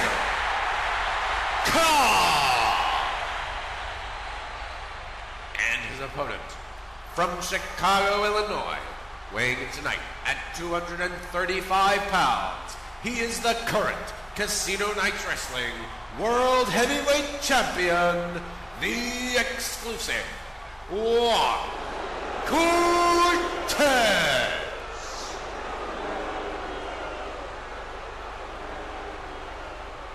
There it is, the World Heavyweight Championship of Casino Nights Wrestling. As I've said many, many times, only one of these men will be able to walk around with that championship around their waists. Who could it be? Will it be Juan Cortes? Will it be Sego Khan? We're about to find out. Let's get this going. Ring the bell. Here it is, the main event, folks. This is what you all paid to see. Sego Khan. This is going to be quite a match here. The Mongolian mixed martial artist Sego Khan taking on the World Heavyweight Champion, the exclusive Juan Cortes, inside a steel cage. Here in Japan, main event, Pachinko Paradise. It's going to be one hell of a match, East. No doubt about it. Here we go. Already you can see Sego Khan. He uses a hybrid of lucha libre, mixed martial arts, the Mongolian style. He uses a lot of palm thrusts, knee strikes, kicks, a lot of those slaps, a lot of Mongolian chops, of course. Sego Khan uses all of that in the wrestling ring. And of course, Juan Cortes, exclusive member of Lineage, the founder of Lineage, uses a lot of dirty tactics, a lot of Mexican wrestling abilities of his own. Ooh, a huge slingshot into the cage there. Oof. You see, Juan Cortes, smart fighter, using the cage to his advantage. You say that the cage is mixed martial artist Sego Khan's territory, but Juan is a wrestler. Yeah. And he's been in steel cage matches. He's been in elimination chambers. Yeah. Juan Cortes is no stranger to these speciality kind of matches, and these kind of matches the man does thrive. Oh, Juan already going to the outside, trying to work his way out of the cage. As we heard before, the only way to win this match is to incapacitate your opponent or to get out of that cage. Of course, Juan Cortes, being a wrestler, he's always going to go for the escape option. Here we go now, nice little back and forth from Juan and Sego. Ooh, Juan moving out of the way. Goes round to the outside, waist lock, headlock, wrist lock. Nice little back and forth there.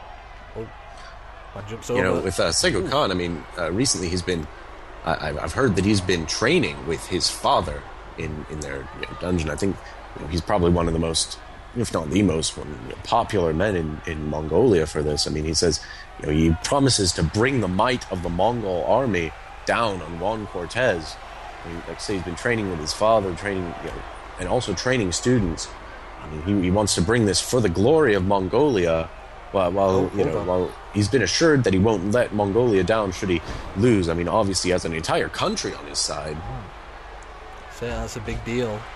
Sego Khan's going to have that entire nation of Mongolia behind him in this cage match. So I think Sego Khan is probably going to be going into this, and he's got a lot to live up to. He's got that pressure on him. We saw him up against Sir Dan Danielson at Neon Nights, and that really just back and forth match, that war between the two men, those long-time rivals, and Sego Khan walking out with a victory ultimately. Also defeated Auguste, who was in the winning side of that tag team match last week. Sego Khan really coming into this with a lot of momentum. And of course, the World Heavyweight Champion Juan Cortes is nothing if not an intelligent wrestler. He's kept that championship through just all sorts of means. And, he may be locked in the cage with the Sego Khan, but Juan Cortes manages to always find a way out. Again, we saw at National Wrestling Day, Juan Cortes pulled a pair of brass knuckles from his tights to just punch Sego in the forehead and steal the victory. You see Juan Cortes as well. He keeps going for those capoeira kicks. You keep seeing him go for those kicks, those spin kicks, big flapjack into the cage again, not flapjack, slingshot into the cage again. Keep seeing him going for those capoeira kicks, even though they're not hitting. They're keeping the distance, and that's what you want to do in a match like this. You just keep the other guy away from you, really. Yeah, absolutely. Really in this, you have to just just stay on your opponent, but be sure to not let him get the advantage, get the speed advantage, get the height advantage, get any of the advantages. Something wise that Sego was just doing that. Oh, and Juan actually hit that capoeira kick then. Sego was working over the leg of Juan Cortes. That means it'll pretty much be a lot harder to get out of that cage. If your leg works, you can't climb a cage. Yeah. So Sego just did that. Kicks right into the face of Juan Cortes. Really working over the World Heavyweight Champion. Going for the arm now. It's quite difficult to climb a cage when you've got an injured arm.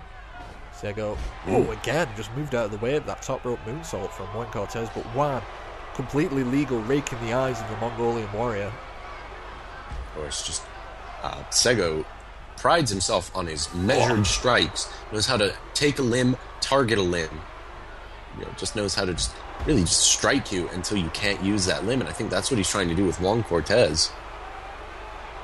Juan Cortes keeps trying to get out of the cage. He keeps trying to take every opportunity he can to make his way out of this match, but every time Sego can't, cutting him off at the pass. Here we go now. Sego rolling Juan off the ropes and a nice Hurricane Rana. As we were talking about the hybrid style. Oh, a big knee to the face for a mixed martial arts. Oh, and more kicks. Got to see as well in an environment like this, in an MMA environment, those knees are not legal when someone's on the ground. So in a match like this, where Sego Khan's basically given absolutely no holds barred, he will be taking every opportunity he can to just destroy the World Heavyweight Champion. Of course. Really, if you're given an opportunity, you take it, and that's what Sego Khan has been doing. That's what Juan Cortes has made a career out of. Nice suplex there from Sego Khan. Something like, as we were saying, you see a lot in the mixed martial arts environment, and now Sego Khan's trying to climb out the cage. Juan Cortes is up low. Pulls Sego down by his foot. Sego just not quick enough. Perhaps just trying to show Juan, this is how you get out of a cage. Yeah. Doesn't seem to be quick enough for the boss, Juan Cortes. Exclusive World Heavyweight Champion. As we just saw, a nice back and forth there. Sego Khan kept going back to the leg of Juan Cortes, the exclusive. And here we go now. Sego is trying to get up the cage, but Juan's right there, just punches him straight down. Very wise move there. Oh, and a soccer kick right to the back in between the shoulder blades.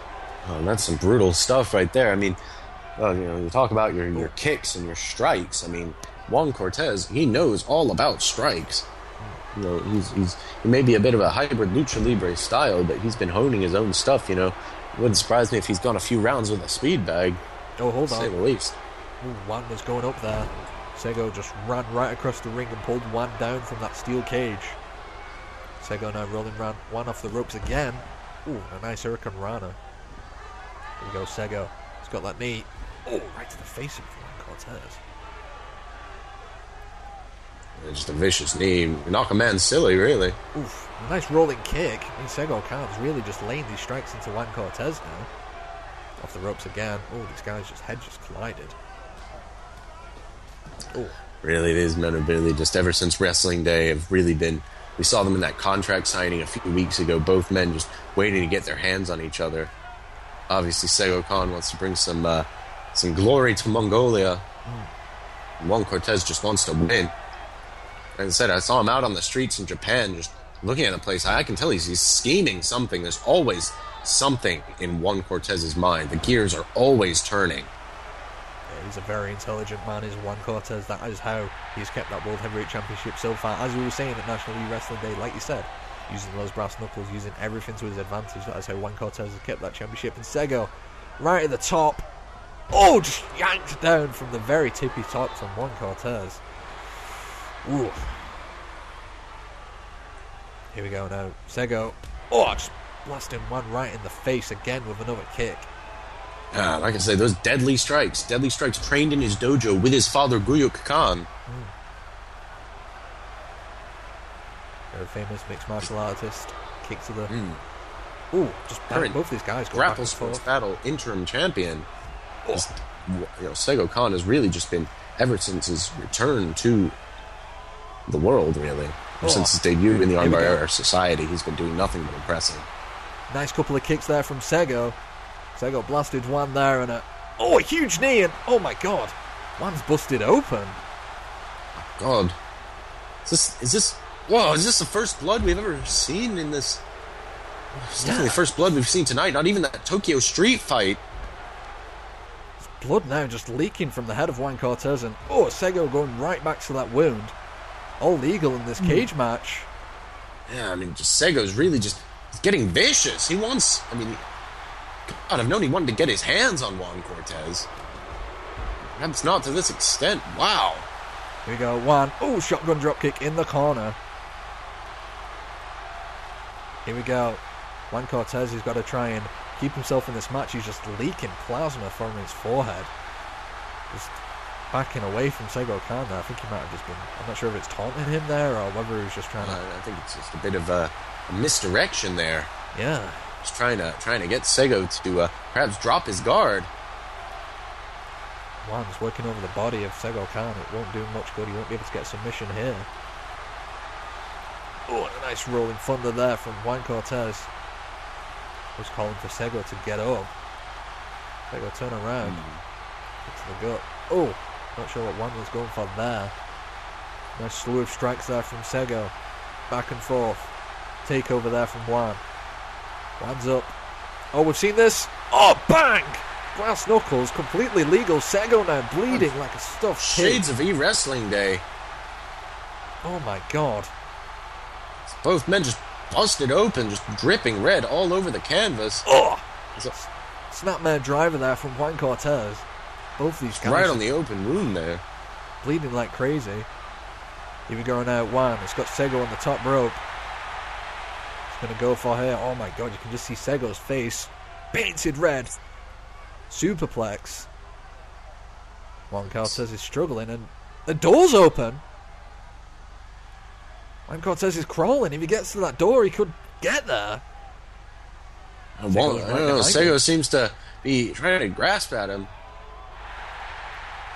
Juan's crawling there. Both of these guys are just bleeding like crazy. They've got to try and get out of this cage, and Sego's got to try and stop him, but Juan... This war that they've been in. And he's out! Wow. Juan Cortes crawling out of the cage, and Sego just watched his championship opportunity just slip away. That was what did it. Those brass knuckles again. Completely legal in this environment, and then the superplex, the door opened from the impact of the superplex, I do believe, and Juan Cortes just slips out there. Wow. Here's your winner, and still the Casino Night Wrestling World Heavyweight Champion, Juan Cortes. Juan Cortes walking out of Tokyo, Japan. Pachinko Paradise still the World Heavyweight Champion. What a hell of a match between these two men, and just a war, really. Just blood littering the ring still. what a match. Oh What a God. pay-per-view. Thank you guys for joining us. This has been Jason East. This has been Matt Suit. Sayonara.